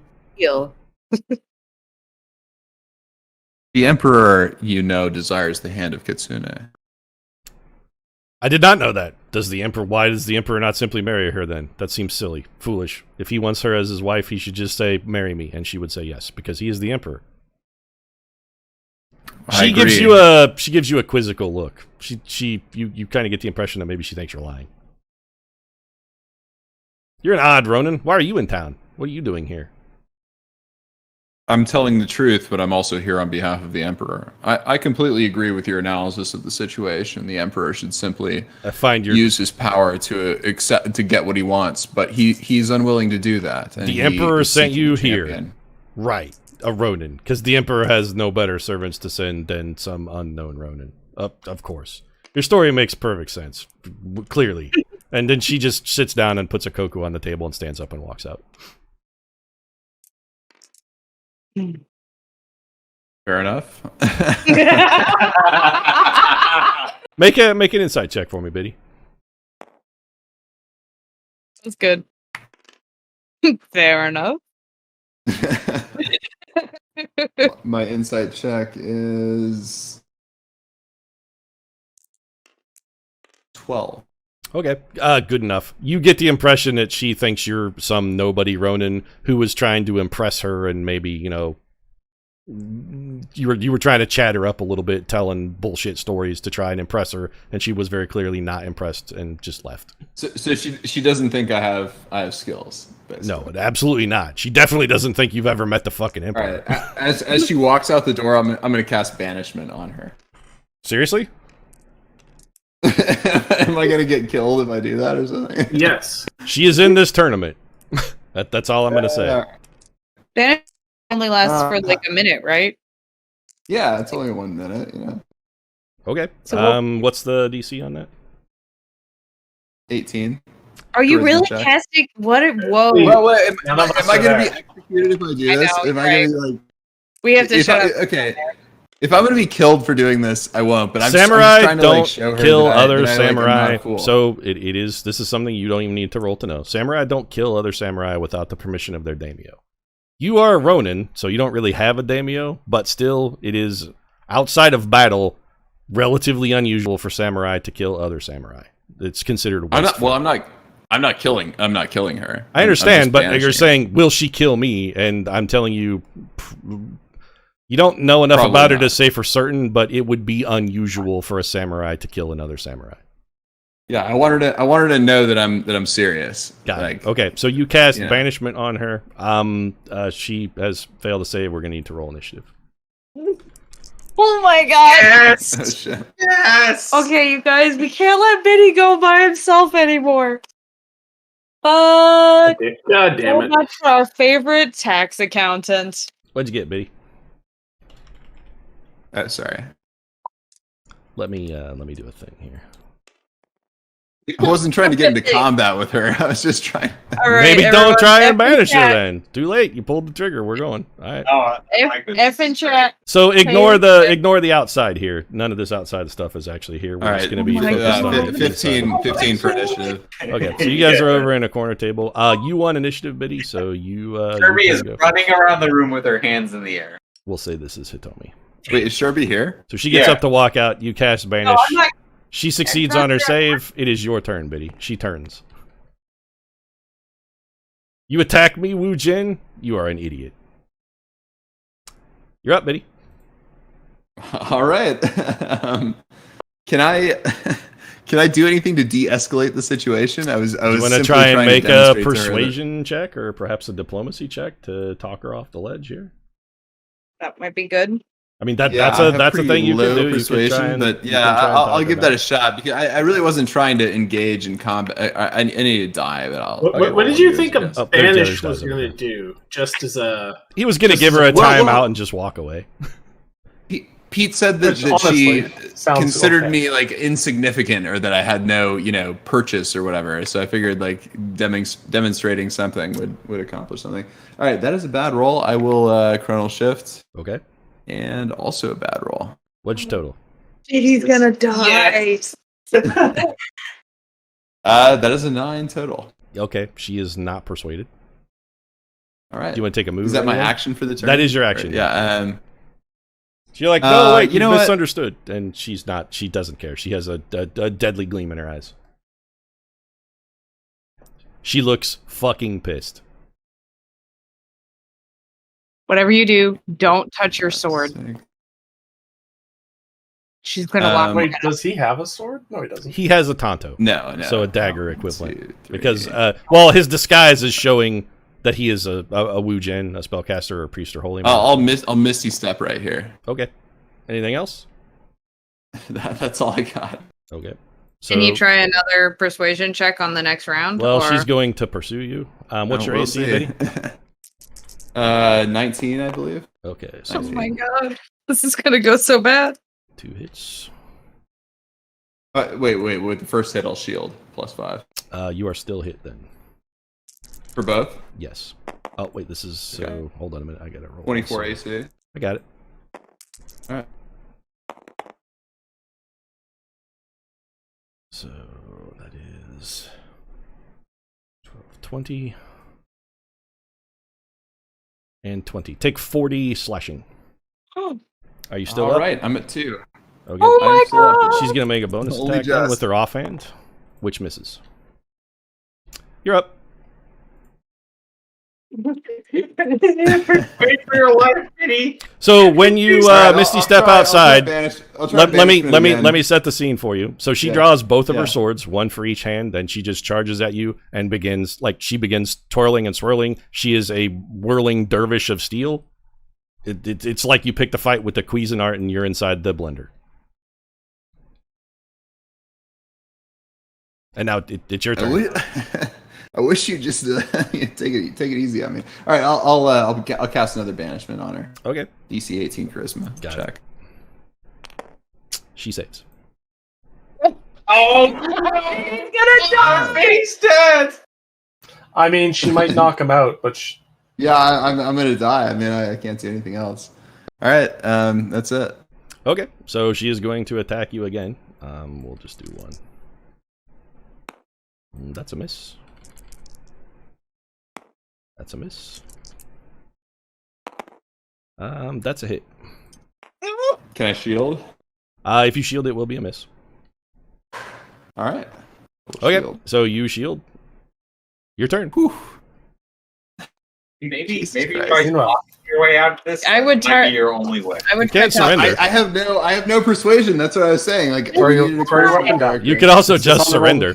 Funny. You could always roll a 20 and Yeah, she sure. Okay, no, that's fine. I'll surrender. I'll just surrender. Okay. I'll say, look, You I kneel was, down and say- I was just trying to show you that I'm not a fucking moron. Like, but obviously you're much stronger than I am. That's why I came to speak with you, because you can actually win this tournament. You could win the tournament on behalf of the fucking emperor. Like, Jesus Christ, don't kill me, for Christ's sake. The Emperor did not send me, and I don't care about him. Also, you've done a fantastic job of demonstrating your prowess, and she kicks you in the face and knocks you unconscious. Fair enough. I mean, he's bleeding out in the street somewhere by himself. He's not bleeding out. He's just knocked out. So Biddy, like 10 minutes later, you wake up inside the tea house, and some of the people of the tea house are tending to your wounds. You are badly beaten. Like you have been. She didn't actually cut you with her blade. She was actually just beating you with the edges of them. She didn't ever cut you. She just slapped the fucking holy living shit out of you. So slapped so hard. you look like you went. You look like you went the full 12 rounds with Apollo Creed, and there was no Mickey to cut you at the end. I did go the full fucking 12 rounds. God damn. Meanwhile, me and I was Bartos just trying to start a conversation here. Me and Bartos are just like this. But dude you works wake out up. You shirtless a lot. haven't been robbed or anything. It looks like the peasants actually took very good care of you. Also, they're fucking flabbergasted that you would try and do something so stupid as to just come and pick a fight with someone who has entered the Emperor's tournament. They just assume you have some kind of death wish or are a death seeker. They're like, they're asking you, are you a death seeker? Death Seeker is like a berserker. Yeah. Clearly not, my No, friend. You're lucky to be alive. It's a good thing Lady Hitomi is a woman of honor. Yeah, thank God. Can I have some tea? Have you coin? I have some. I do indeed have some coin. Okay, so Team me up. you spend the Team rest me of the up, afternoon that they like bring you some salve to put on your busted lip, and they tend to your wounds and cuts. So you have been given a thorough ass beating. He did 40 damage with the flat. Flat of the fucking blade. Well, I mean, pulling your punches doesn't make you do less damage. It's just you're No. yeah. But still. Well, don't pick a fight with a badass. No, I appreciate not being killed. No, that's fair. Okay, so did anybody else have anything, or do you guys want to just gather up at the inn for the evening before the tournament begins? I'm ready to gather. I guess as long as we've had a chance to do our gambling with the place that actually Just tell me how you want to set your bets. Yeah, let me know where your wagers are. Tiberius comes walking up with like 2 black eyes and a fat lip. Oh yeah, you guys get back together at the end, and Biddy comes in, and he looks like he walked into a fucking hurricane. Don't ever let me make another fucking persuasion check again. Yeah, he's got 2 black eyes. His ribs, he's got bruises, and like he looks like he got beaten within an inch of his life. Because he did. Yeah, because he did. All right. So I know Bartatos is going to put 3 on Sansai and 3 on Aramaro. Okay, you got it. I wouldn't bet on Aramaro. If you bet 3 on Aramaro, you're going to win less than a Koku back. Like, he is the favorite. He's a 99-1 favorite. You're not going to make money betting on him. If you bet on him, even if he wins, you lose money. Gotcha. Then let's... Because he's the sure thing. Yeah. Then I'll put literally, Fenikusu Sakune is a 99-1 underdog. If you want to put 1 Koku, you should put it on Sakune and hope for a miracle. I guess I'll throw the other 3 on Hitomi. Okay, so you got 3 on Sansai and 3 on Hitomi. Got it. Anybody else got any action? I was. You guys have the cash, so We were gonna do. I was just gonna do like a general bet on our man, the wolf. You can. Okay, so one of the other things too is you don't have to bet on a specific match. If you want to bet on somebody to win the whole fucking tournament from the start, literally the odds for that, you can make money betting on literally anyone. If you be like Sasori Aramaro takes it all, you want to make that bet. That's like a 5. That's paying like 5-1 for him to win the whole thing, even though he's the favorite. So you can also do that. Like you can bet however you want. You can bet a split bracket. You could be like, I'm going to call the final 4. Whatever you can think of any way to. I actually have odds on all this stuff. So if you want to know what the odds are, I can give you the odds of anything you might think to bet.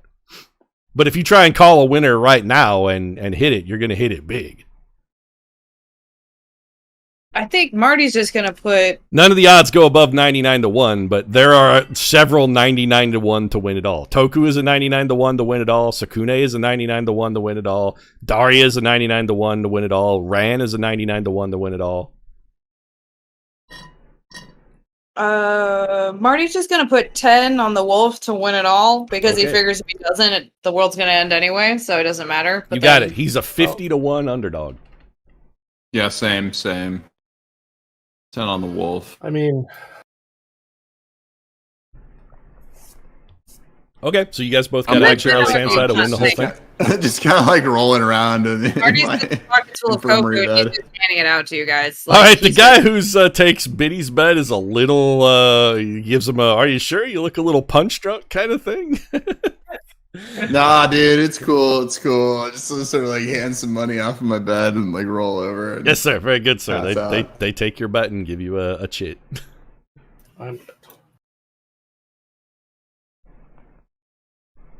Okay. Any other action, or should we go to day 1 of the tournament? I'm good. Okay. So, other thing we could consider: how much longer do you guys want to go? Because I need to roughly gauge some stuff. So. Right.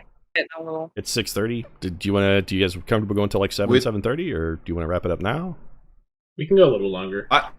I can go as long as y'all want, but with Tink out, I mean, I'm down also. Yeah, I feel a little bad that Tink DC'd, like. Well, okay, we can. Okay, I've got an idea then. All right, we'll start winding things down. Okay, that gives me an idea. Bartatos, do you want to bribe for quality seats? That's the only thing that we're gonna move forward to the tournament first round. The only real question then is, do you guys want to take sort of the? Do you want to have Bartatos bribe your way up front so you can get a super good seat, which may, catch some attention from a few people, or do you just want to sit in the back and not have a very good view, but not have anybody even think about your presence at all? I want to be able to see the tournament. That's Marty's vote. Yeah, I was thinking probably maybe not like. That's maybe fine. We don't need to be like the seats right behind home plate that are always on TV, but maybe like halfway down the third baseline. Yeah, like a spot that would be good, but not like mind-boggling given who we're supposed to be. Good seat, not a box seat. Okay, so fork over half of a Koku, or 4 Zenny, as they're called, 5 Zenny, and you guys have. Let's make a baseball analogy here. We'll say you have the equivalent of seats 5 rows back along the third base side. Not in the box, but right near the box area. So nice. Quality foul ball. You're in a quality spot to catch a foul ball. Or in this case, maybe get struck by blood if somebody gets cut deeper than normal. Okay, so we're going to start with the sun side of the bracket. So the morning matches come in. The first match is Ryukage versus Daria. Daria shows up and he's filthy dirty. He starts and he doesn't even have his katana isn't even in his sei. He just has it thrown over his shoulder. He also is wearing an eye patch because he only has one eye. Meanwhile, Ryukage looks like every other Lion Clan Bushi you've ever seen. He looks like a perfectly functional, capable warrior.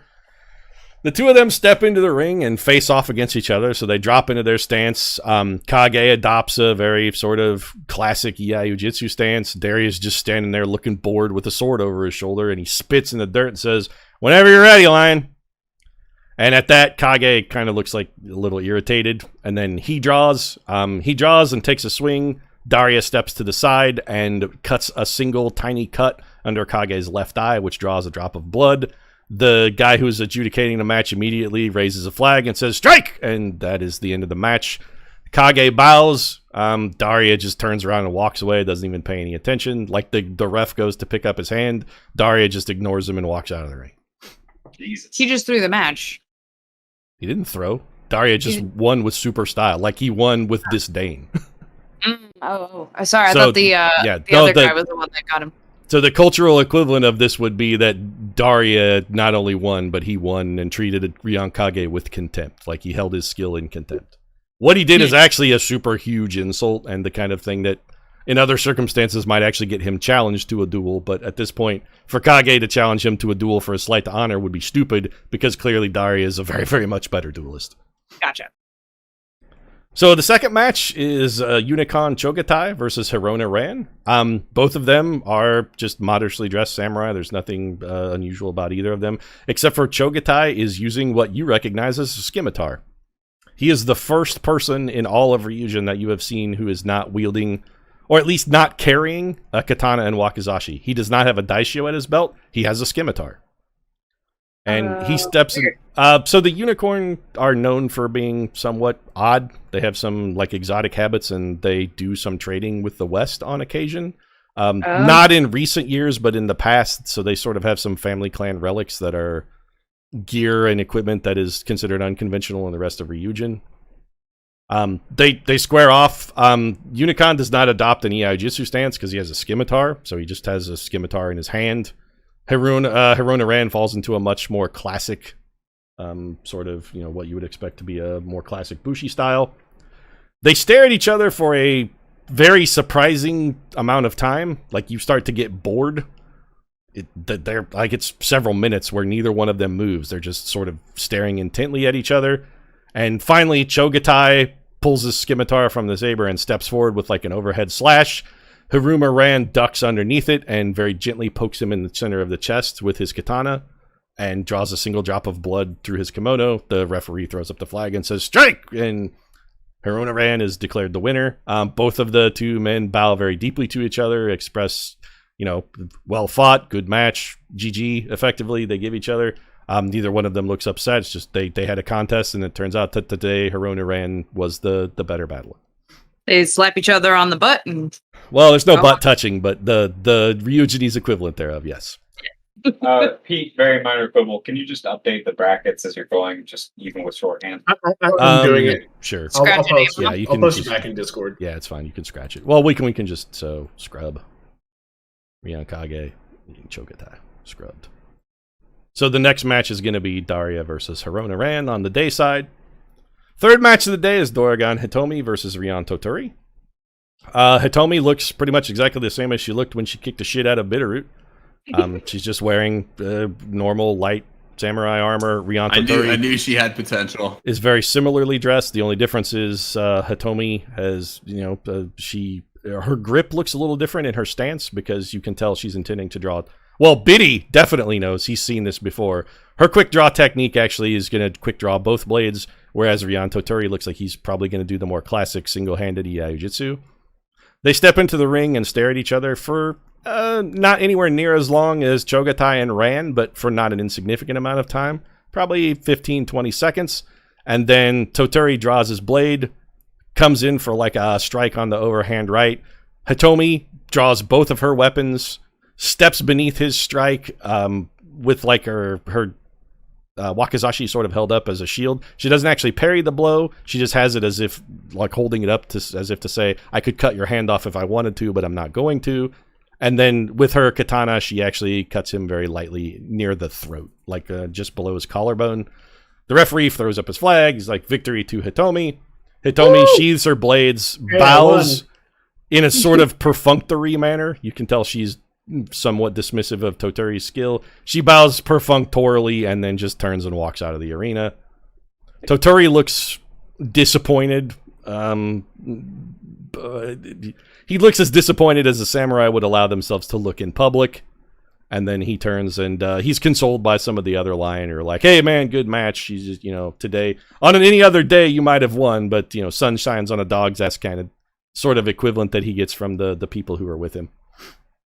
And then the final match of the day. Someone with non-zero charisma should talk to Hitomi before the final. So, are you suggesting that Partagas go?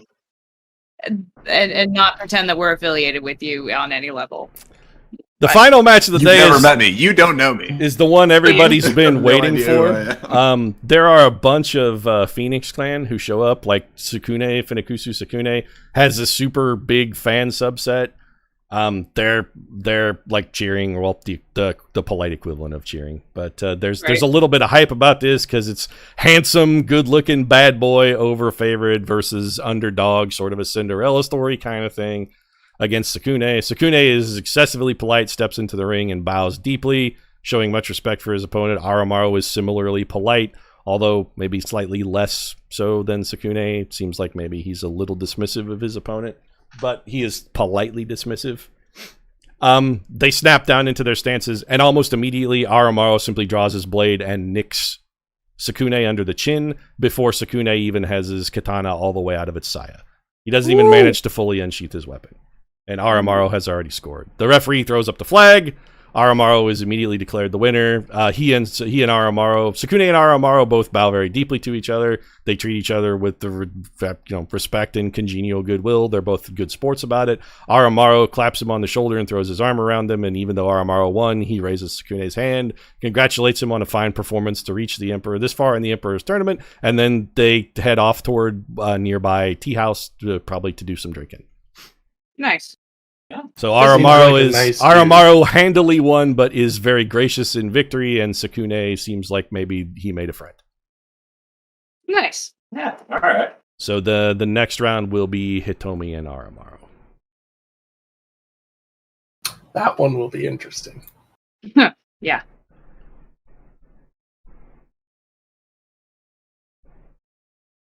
Anything else you guys want to do before the afternoon matches? Anyone got new bets to place? So what did I win from Hitomi?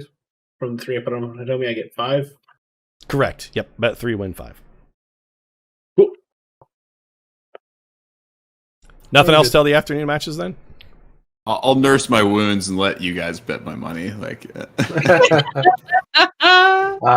Yeah, I think we're good. I'm bruised. Okay, I'm so there's a over. break for lunch. There's some gossip, and you're like, ooh, Aramaru won handily as we expected. But Hitomi, that's a bit of an upset. We thought perhaps Toturi would win. Who's this Haruma Ran everyone's talking about? Oh, he's a mysterious stranger from local lands. So we never heard of such a fine duelist. And there's like, Daria's an asshole. Yeah. Yes. Shocker. Well, he's a Ronin, so they're like, he's an asshole, but, how do you expect a Ronin to behave? Uncouth, savage, blah, blah, blah. So then, after lunch, the afternoon matches roll around. The first match is Agatoki versus Toku. Rion Agatoki is a very minor noble from the Lion Lands. He's like nobody important. Toku is literally a nobody. He's a Ronin no one has ever heard of before. His kimono is very shabby. He looks to be very, very poor. Agatoki is dressed as befitting to just like a minor samurai of no importance. He's not finely dressed, but poorly dressed. The two of them snap down into their stances. Toku's stance is real fucking weird. It looks like he has never been properly trained to fight. He self-taught, maybe. Colonel. You don't even need to roll because you have your insightful fighting thing. You can tell that this person is very much this is a self-taught warrior. He and Agatoki stare at each other for a very long time. Not quite as long as Chogatai and Ran, but almost. At the end of that, Agatoki and Toku both draw at almost the exact same time, and they lunge. Rion Agatoki's strike goes just a little bit high over Toku's left shoulder, and Toku's strike catches Agatoki in the right thigh, and they throw it up. So Toku has managed to win.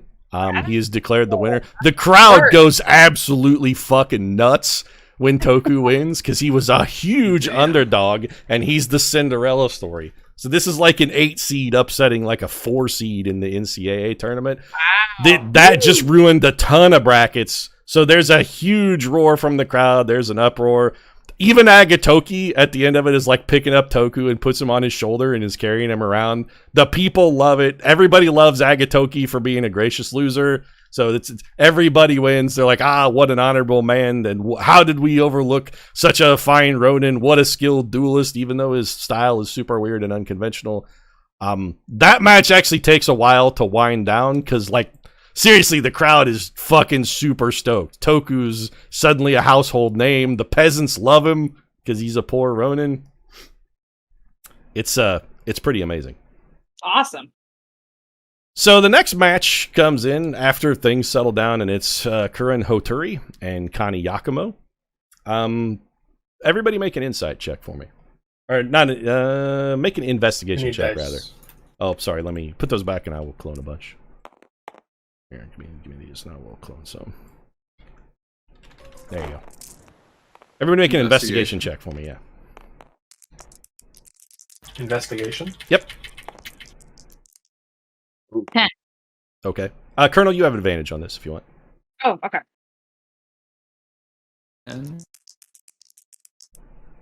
You got a 10, Biddy? Yeah. Okay. Silk, what'd you get? 19. Sorry. Colonel got a 19. Silk, what'd you get? An 8. Biddy, what'd you get? Sorry. 10. Okay, and I Slexy? got 17. Okay. Okay, so Hoturi and Yakumo step into the ring, and Hoturi, Slexy, you and the Colonel both notice there's something wrong with Hoturi. He looks not drunk, but also drunk. Oh, is that the turtle? No, Hoturi is a crane. He's the number 1 seed on the moon side. He's a heavy favorite. He looks drunk, but not in a good way. Like there's something off about him. You guess probably most people wouldn't notice it or might pin it up to him being hungover, perhaps. But also, you can tell he is not hungover. Like something is not right. He's been poisoned. They step down into their stance, and as soon as they both achieve their stance and the flag drops, Yakumo pulls out a mace and crushes Hoturi's skull. Oh, what the fuck? He is instantly dead. Hoturi never even drew his blade. He is just like, first off, to not use. So what? The crowd is just completely distraught. They're in an absolute uproar. To use not a katana in a duel is almost unheard of, although not entirely unheard of for the crab, because frequently they will fight with maces and hammers. That's sort of a thing. Is that not against the rules, though, for the well, tournament? there's a couple of... It is not against the rules, no. You are allowed to enter the duel with whatever weapon you want, because if you recall, Chogatai did use a scimitar, so... Yeah, but it's at least a sword type. It's not outlawed. The more drastic thing is he killed him. Yeah, every other fight you've seen has been strictly a strike to first blood, and most of those have been, deliberately aiming to not do any kind of intentional wounds. Yakumo just straight up pulverized his head into a pile of bloody slop. Like Hoturi is very obviously dead, and he died bad. Like he hit the sand like a old sack of potatoes, and his feet are fucking twitching and flopping around. Ooh. Blood is fountaining everywhere. Yakumo doesn't say anything. He just puts his mace on his back and walks out of the arena, and the crowd just parts. Like it's like Moses in the Red Sea shit. Everybody gets the fuck out of his way. What does the referee do? He doesn't say anything at all. He looks appalled, white as a sheet. It's he doesn't know whether to shit or go blind. I'm guessing they don't like revivify. After about 30 minutes, he lifts up, or well, not 30 minutes, but after about 30 seconds of stunned silence, he does hold up the flag indicating that Yakumo has won. And then he turns around and scurries off of the field, and then some Edda A few minutes later, come running in and begin to collect what's left of Hoturi. I was gonna say, I'm gonna say they don't like Revivify here. You don't bring people back from the dead. That's what I figured. It's that. Okay, so not only is it not something they do, that is blood magic, necromancy, and sorcery. If you do that, they will kill you. Like that's grounds for being put to death. Like you'll get hanged. Exactly. You're an evil witch if you bring someone back from the dead. By the way, is the Shogun watching the tournament? Like, is he here? He is not, and neither is Kitsune. Okay. So the person who had been sort of overseeing things until a few minutes ago, Yakumo, was in the Crab family booth, sort of where the Shogun would ordinarily sit, where he watching things. Yeah, that's where Yakumo was before he came and took the field. And geez. Yeah, then he crushed Toturi's head and just walked off. So wait, he's the one overseeing this tournament. He just murdered that man with the mace. He's not really overseeing it. It's just the place where he's the Shogun's son, so. Oh, the place where he was is the place where he would also be watching, were he not a participant as the Shogun's son. Wait, so the intention is not like if he wins the tournament, the intention is not that he marries his sister. Nobody has any idea why Yakumo is in the tournament. Okay, probably to do that. Right? No, he's not going to marry his sister because they are literally just brother and sister. No, I meant probably to kill that guy. People weren't sure why Yakumo entered the tournament. They don't know. The one rumor you did hear is they think that maybe Yakumo is trying to win on his sister's behalf so that she doesn't have to marry someone she doesn't want to. But also, you don't necessarily buy that because Yakumo and Kitsune don't get along. They don't really like each other. They're brother and sister, but they're also not particularly friendly. The Edda come out and scrape Yakumo's body off Hoturi's body off of the turf. It takes them a while to clean it up. They bring out some Shugenja who begin casting cleansing rituals on the blood. They re-sanctify the tournament grounds entirely. Normally, shedding blood in a matter of honor is considered to be a glorious thing, but this is like what has happened here is bad and we should purify the area kind of thing. It's bad and you should feel bad. Yeah. And so I'm guessing the disdain for this style of tournament has been expressed here because well, no, this is considered like this is a good thing. Tournaments of honor are, like this is cool. Yes, but so we were saying that like the Crab Clan is way more about like just yes, fighting. Typically this is not the sort of you don't need to win a fight with a fancy boy duelist style. The only thing that matters is that you defeat your enemy. Jesus. All that matters is that your foe is dead. At the end of the day, if you had defeated your foe, whatever you did to get the victory, that is honorable. Whatever it takes to win is honorable. That being said, you're not supposed to kill other people in a duel without permission. No. So if Yakumo kills Toku, I'm a riot. It's been a bit of a breach. Like what has happened here has been a bit of a breach of decorum. Yeah. So then after probably a 90-minute delay for them to clean and purify the arena, Yoritomo and Sansai step in. The crowd seems uninterested in this match. They've been way more hyped for all the other ones, but this is like two people who nobody seems to have a whole lot of respect for. Yoritomo also has some really weird weapons. He is also not fighting with a katana. He has two kama, sort of like hand axes, but curved like a sickle, but not a sickle. He has two of those. Sansai is in what you recognize as sort of a very classic Iaiujitsu stance. It's sort of an unexciting match. They step down into their stances, snap down. Immediately, Sansai draws as soon as the flag is dropped, and Yoritomo is struck on the cheek. Yoritomo throws his hands up to try and block the blow, but is way, way, way too slow. And Sansai cuts a tiny groove underneath his right eye. Both men, Yoritomo turns around and throws his kama down in the dirt and kicks sand at them. Sansai simply bows deeply and respectfully and then turns and walks off of the field. Yoritomo throws a little bit of a tantrum, but ultimately some of the folks that came to the tournament with him come over and like start cheering him up, and they're like, jitsu duels are for stupid losers anyway, we fight better. The rolling wave cannot be stopped. In a regular fight you would have destroyed him. And Yoritomo seems to yeah, that's right, real fight, I'd kick his ass kind of thing. And then he and his companions sort of take their leave. Sansai walks out of the arena with like no fanfare or accolades. He's just like, my job here is done, see you later. And he walks out of the arena. So we've got for round 2, we have Toku and Yakumo are going to square off. And then the final match of the day is Kaneyamoro and Ryosuke.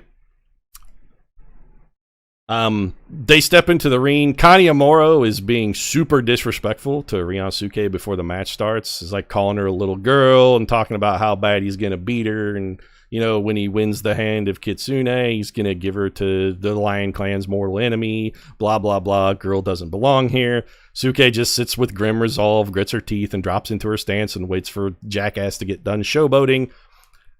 He adopts his stance, and he too is not dueling with a katana. Amuro has a daisuche, which is like a great sword, as his dueling weapon, which is also a little unusual, but he too is a crab.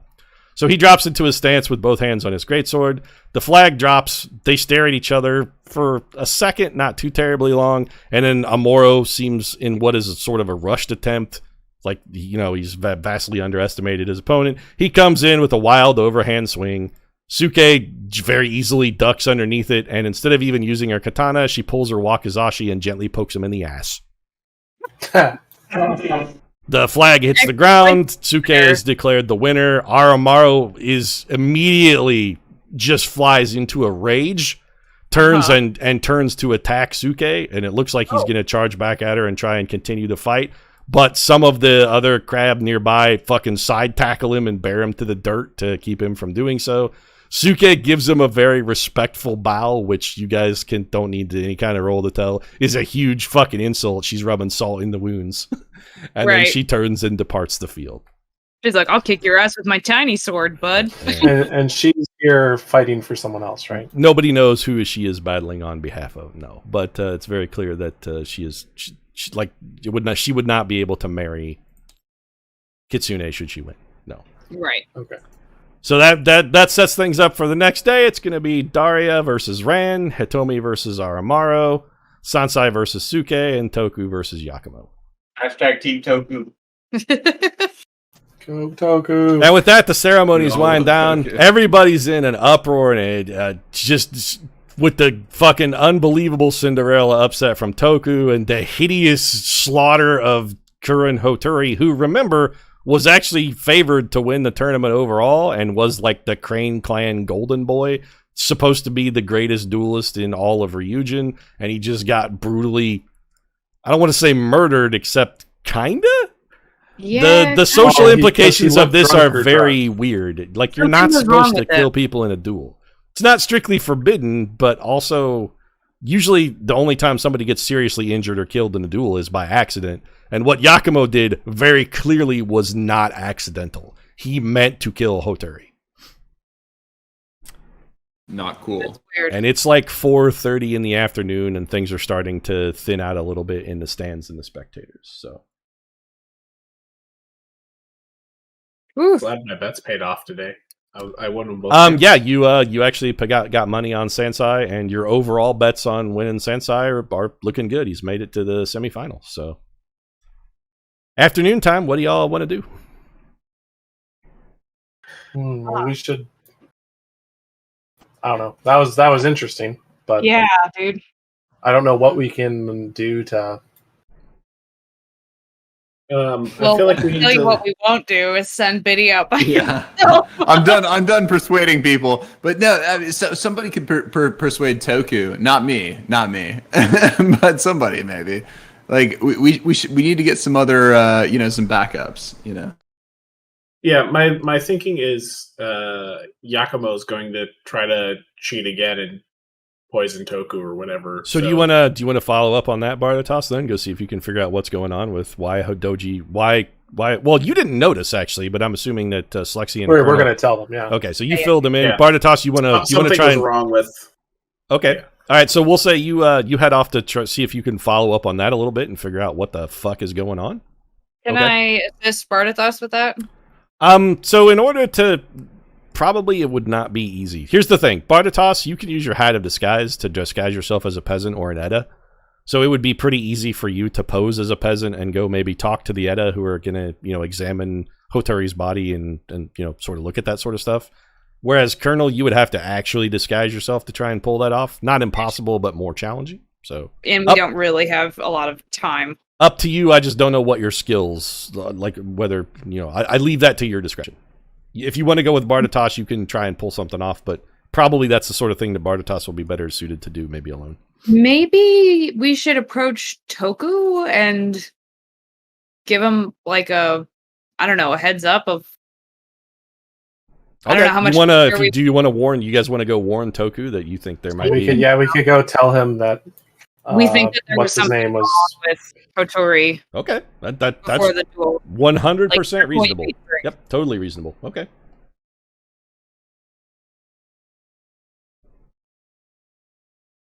Anything else? I feel like at some point we want to check back in with Sansai. And get, probably also a good idea. Yeah. Yeah. So find out kind of okay. Well, what did you? It's like, did you see what happened? Like thoughts and stuff. Just because. Yeah, about what's happened so Okay, far. so do you guys want to do that first, or do you want to go follow up on Toku and Hotori first? I think maybe Sansai first. But... I don't know. I feel like we should let Toku know that something's up sooner rather than later, because we have no idea what kind of stuff is going on. Like, they could poison him at any point. I don't know. Got it. Okay, so you guys, let's say you guys are going to go talk to Sansai first. So he's not hard to find. He was actually in the same tea house he was in earlier when you guys met him. So if you follow him over there, he's once again at his table just drinking tea. Hey guys, I'm guessing you're probably here to talk about the tournament then. Well, come. And he pays for his tea, stands up, and starts walking along the waterfront again. He goes out. It seems to be the place where he sort of feels comfortable and unobserved. So that was weird. Looks like somebody drugged Hotori. I've seen him duel before. I've seen Doji Hotori duel. That was not Doji Hotori, or rather, so that's 3 and 4 then, because Kurin not a Doji. That's a different. That's Rokugan, not Ryugin. It's like I've seen Kurin Hotori duel, and that is not Kurin Hotori. Someone has cheated very clearly. I can't imagine that Yakumo was smart enough to pull off something like that. However, that makes utterly no sense. Yakumo is a thug and a brute, and I'm not surprised that he killed Hotori because, well, everybody hates Hotori. But that he was able to, not that he would, but that he was capable of doing so is what I find unusual. Someone has done something. There's someone very clearly has no honor and is meddling in matters of honor with their despicable, dishonorable ways. I just kind of want to relay that, like, yeah, we're going to see if we can we're going to look into this and see what we can find out. Okay. Be extraordinarily careful. If someone was capable of poisoning Kurin Hotori, they're very, very good at their job. Which is why I have no reason to suspect Yakumo, because he's not good at anything that doesn't involve hitting stuff with a hammer. Be extraordinarily careful, and don't talk to me until after tomorrow. Then I'll bid you gentlemen good evening. And he sort of steps off into the crowd then.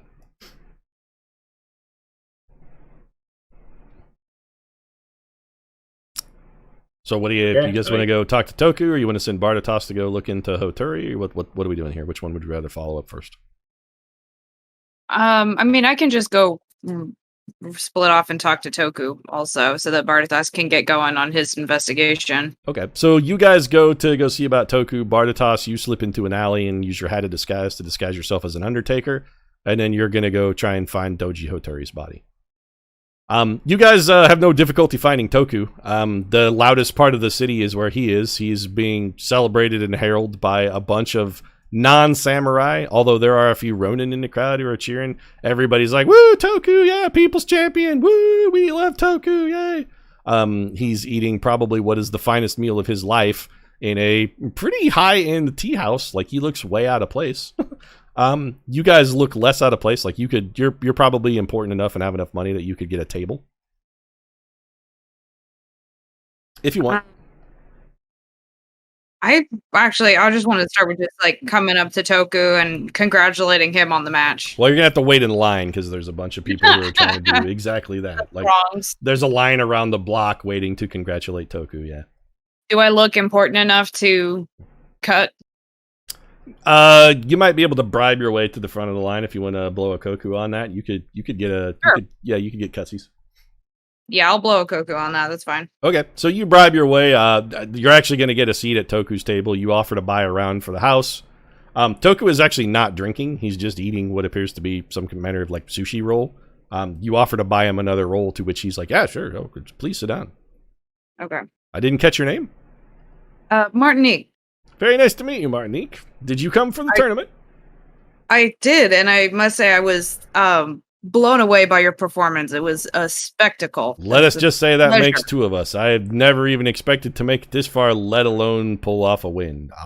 That things bode well for my future. I should have no difficulty finding employment as a member of a local guard bastion, or perhaps in the service of a minor noble.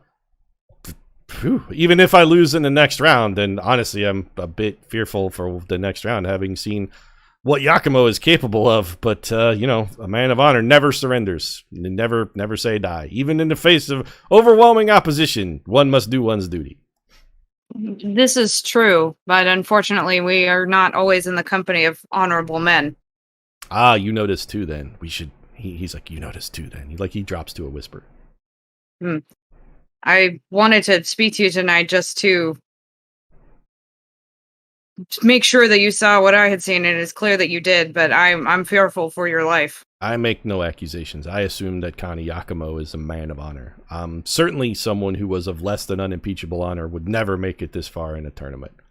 So while I appreciate your suspicions, and Hoturi did seem somewhat out of sorts, I can only assume that Hoturi's condition was self-inflicted. He is well known to overindulge, shall we say, occasionally.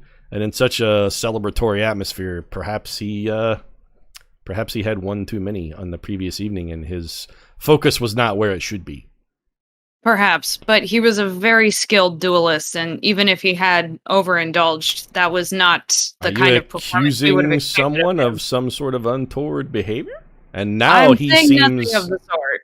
I'm glad that we agree on that then. Again, men of honor in this tournament would never engage in such disgraceful Absolutely behavior.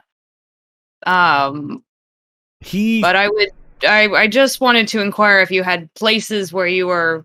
where you trusted the people, or with your... I'll be staying here this evening, and the innkeeper seems like a fine fellow. He's offered me free room and board for the duration of the tournament. Such a fine establishment with such good food, he says, and he takes a gigantic bite out of the spring roll that he's eating. Can I don't have any kind of skill with checking for poisons. Make an insight check. You can make a medicine check is how you would look for poison. But based on the heroic bites he's taking out of this, you're pretty sure what he's eating now isn't poisoned, or he'd otherwise be dead. He'd be already dead. Yeah, Toku's pretty skinny, and he's really putting a dent in the food. It looks like he's going to try and take as much advantage of the free eats as he can. You take the free grub when it comes up. Exactly. It was a bad check. I'm What'd sure you I get? didn't learn it. 3? I don't know if I was doing Insight. That was insight, then that was 11. You have advantage on insight too, don't forget. I always forget. Yeah, you do.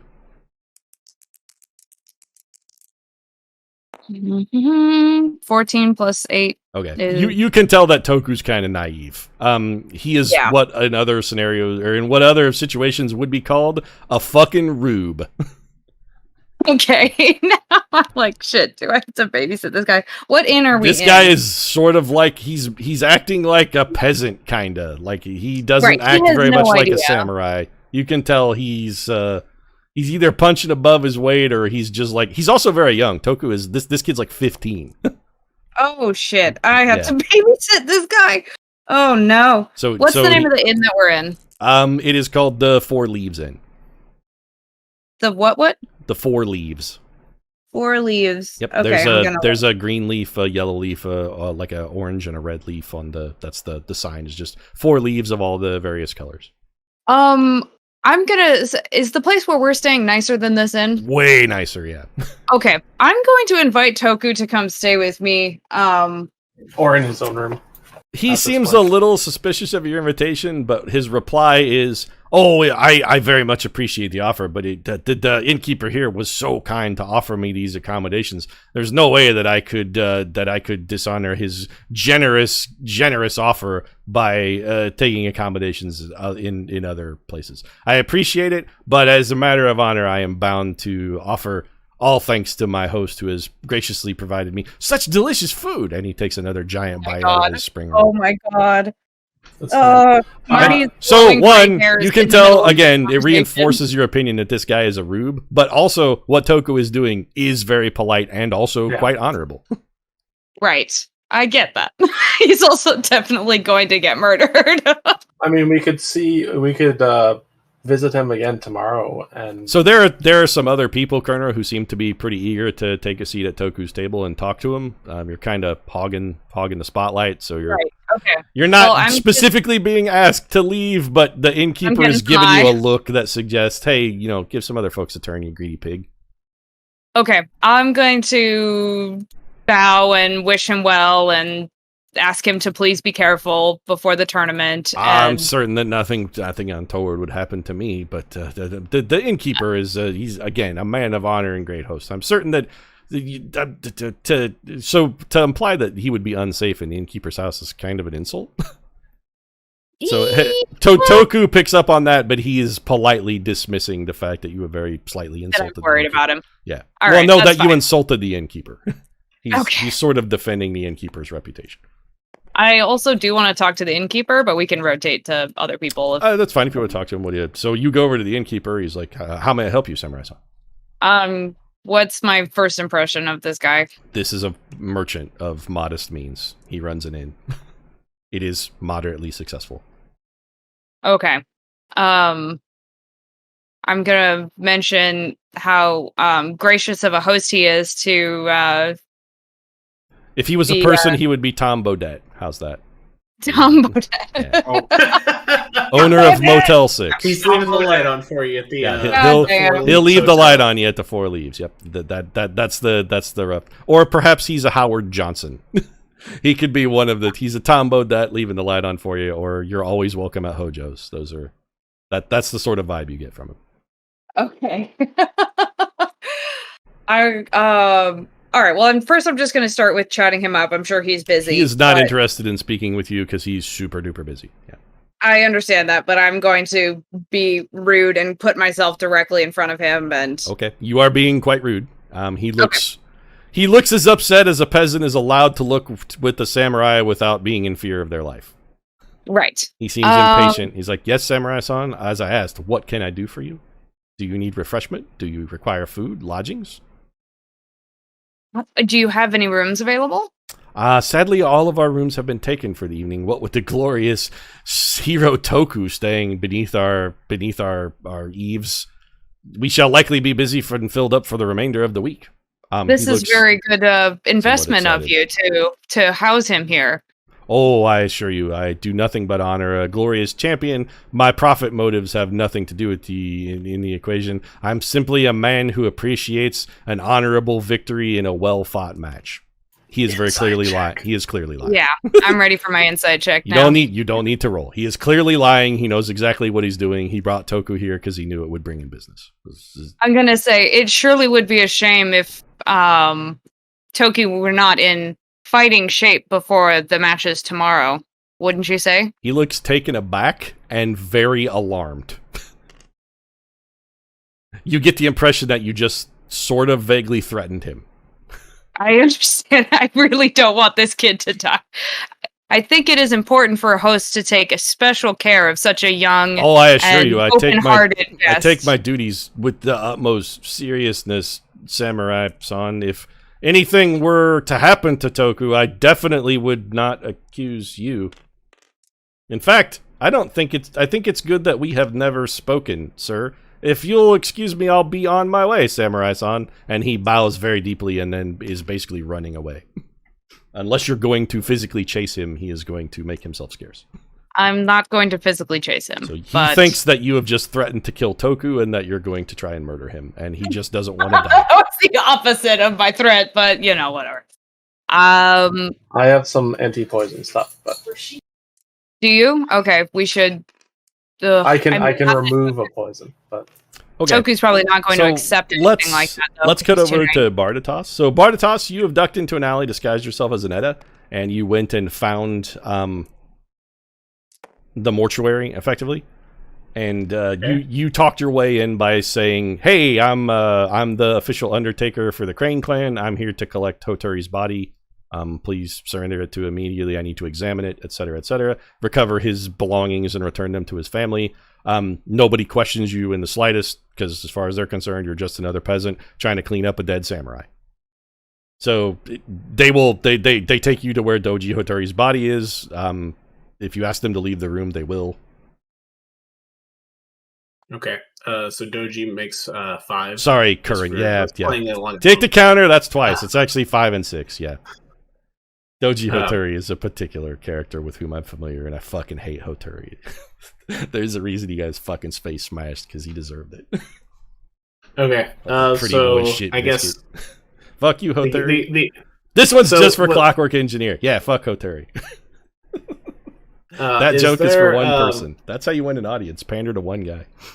Anyway, sorry, perfect. I digress.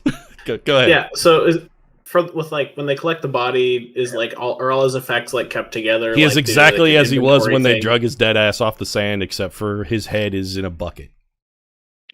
Gotcha. So there's a bucket besides he's laying on like a small raised wooden bench. There's a bucket beside the bench that has the chunks of brain and skull that remain of his head in a bucket beside the bench. Other than that, he's exactly as he was when they picked him up and carried him off. Okay, so I just kind of want to like quickly check him over for like what he had on him, see if there's any. Okay, I mean he was wearing a kimono and he has a sword and a wakizashi. Other than that, he doesn't have shit. Just he is clothed as one would expect a samurai competent in dueling to be clothed. But that's it. There's nothing unusual about him except that, he seems very dead. Okay. I guess I feel like I should get some blood. Samples. Okay. Do you want to make a medicine roll for me? I mean, I feel like that's probably the appropriate thing. It's just not going to be a very good roll.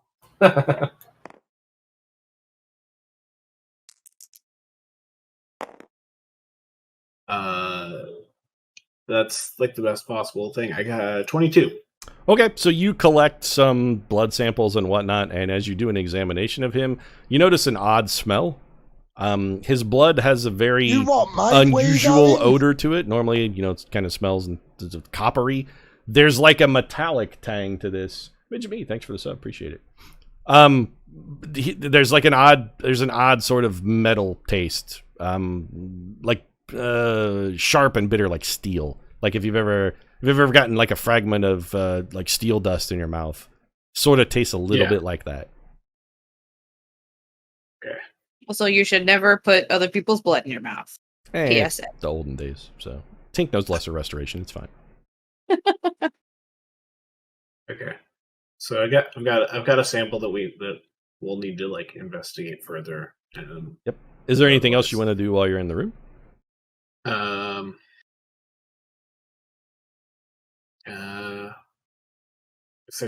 If there's nothing that's like standing out, like make an investigation check for me. All right.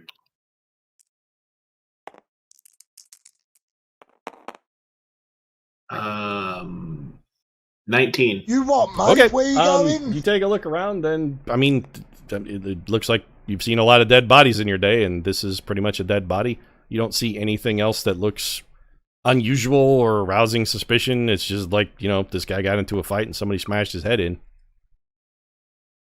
As you're completing your examination, the door slides open and a person walks in and goes, like as if they are surprised to see you. And then we're going to want to roll initiative here.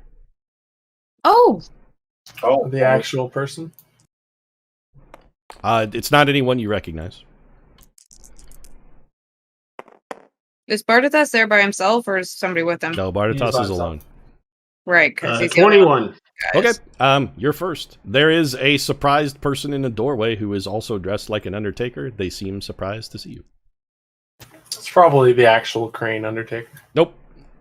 Oh, well. That guy was already Oh, the crane Undertaker. Never mind. It could be. The crab Undertaker, you already, like, that, the people who are local, Bardatos already dismissed them under the guise that he was the crane Undertaker. There is somebody here who, they could be the crane Undertaker. That's a reasonable suspicion, yeah. Nobody you recognize. They are dressed in, like you are. They're dressed like an Undertaker. They seem very surprised. How far away are they? I mean, across the room, so 10, 15 feet. Let's say 15 feet. Okay.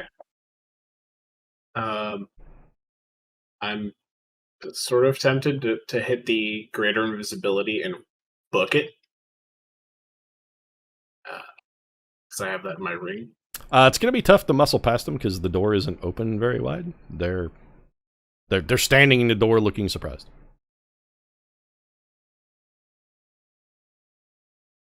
To give you a mechanical perspective, there's only one square that you... The door is only one square wide, and that person is standing in that square. So unless they're willing to let you run past them, you can't move through that square. And it's stone walls, or? No, the walls are bamboo. Like, they're not super sturdy, but you could probably kick your way through them, you think, although you're not super strong, so... They're not paper. The exterior walls of this building are not paper because it is where they keep dead bodies, and the goal is to try and keep dead stuff away from... Dead things are unclean, and they want to try and keep dead stuff, segregated from polite society and clean things.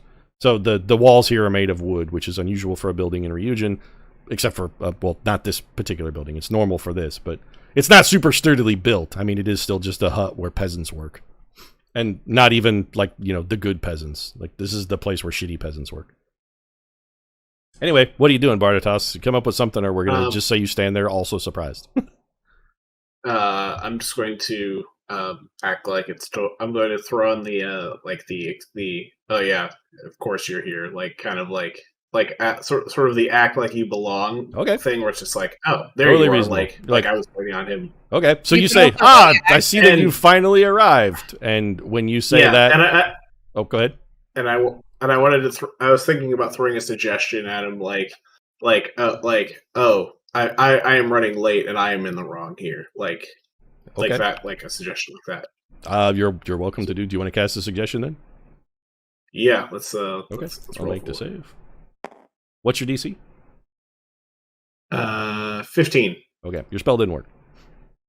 Damn. So they see you, reach into their pocket, throw a shuriken at you. Fucking ninjas! What's your AC?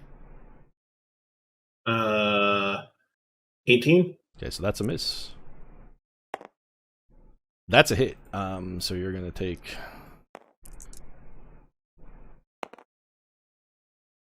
So take 6 damage, piercing, and make a Constitution save. Again with the fucking poisons. Jesus Christ. You are examining a poison. They are ninjas. Well, what'd you get? It's not good. 9. Okay. So 9 does not succeed. Take an additional 20 poison damage. Wow, that's a good roll. Yeah, so I'm more than halfway dead. Well, that's fine. They stab a shuriken in your chest with poison, and then they run. Like, they take off down the hallway.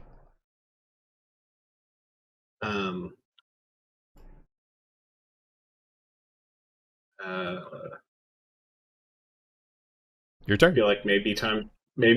Can I move and get it into a position to throw a hold person at them?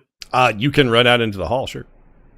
Yeah, then that's what I'm going to go for. Okay, so you run out into the hall and you can see them. They are retreating. I mean, it's not a big building. They're very close to a window.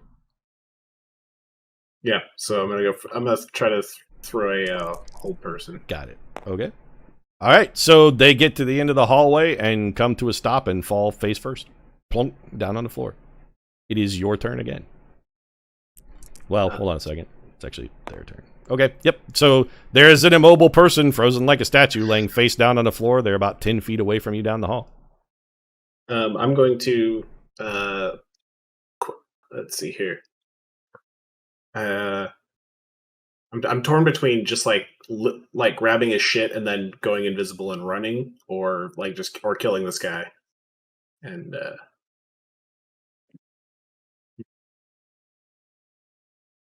Your call. Well, as soon as I attack him, as soon as I do damage, he's going to get released. So Nope, not with hold person. Oh, really? Nope, hold person works until they make a save.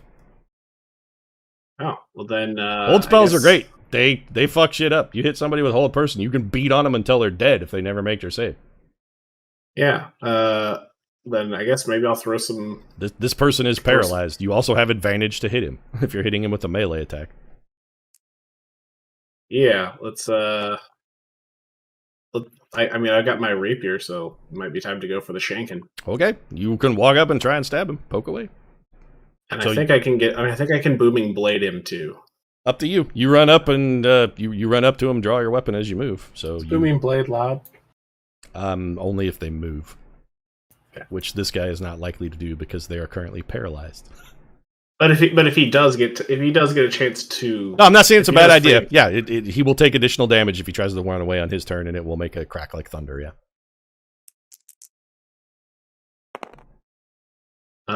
Yeah. So, Okay, so that's a critical. I'm gonna take. So I need 2d8 plus 4. What's the damage on booming blade? It doesn't do anything, I guess, Um, unless you move, right? Yeah. Then I think he takes damage unless he makes a 1d8 save, thunder. and it's half. Yeah, I'm just pulling up booming blade, so that's fine. Go ahead and roll your crit damage. So he's paralyzed and easy to hit, so you stab him right in the fucking center of the chest. He takes 12. Okay. So you spear him Uh, real good. 12 piercing damage. Got it. Anything else? Yeah, and booming blade just as he gets popped, so he gets wrapped with the. Okay, so he is booming bladed. Got it. All right, you whack him with the booming blade. There's a little crackling electricity that's sort of skittering across the top of his form. So he has been boomed. His turn. It's extra 1d8. You did the extra 1d8, right? Yeah, he And rolled only when he damage. moves. Okay. He appears to be no longer paralyzed, but he is still lying on the floor. It is now your turn again.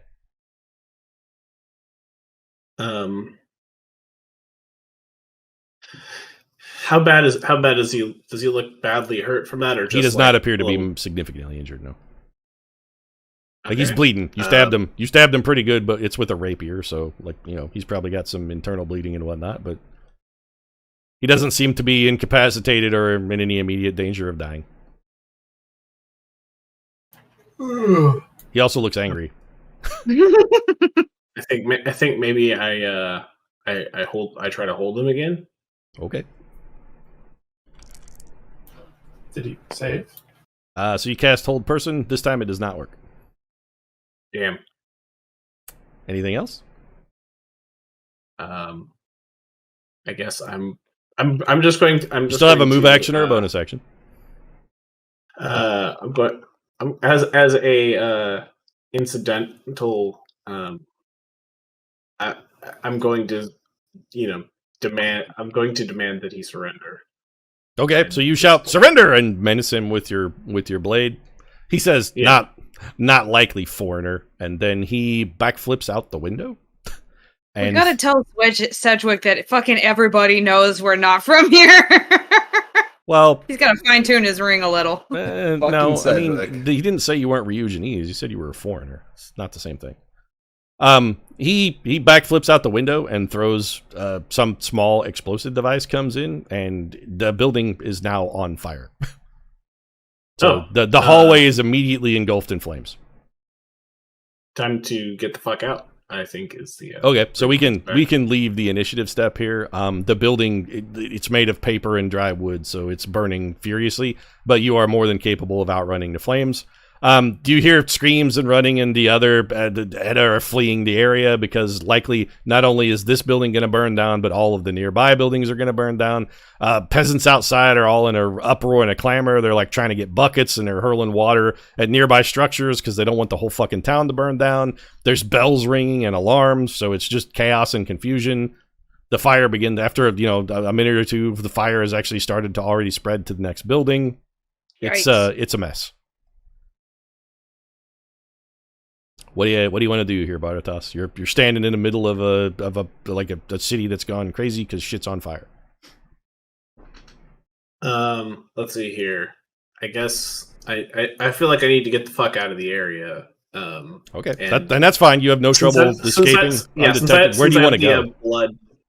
I need to find someone who can look at the blood and check it for poison. Okay, so you head back to the inn with where the rest of the team is, and where Galapagos, your resident medical expert, can take a look at that blood.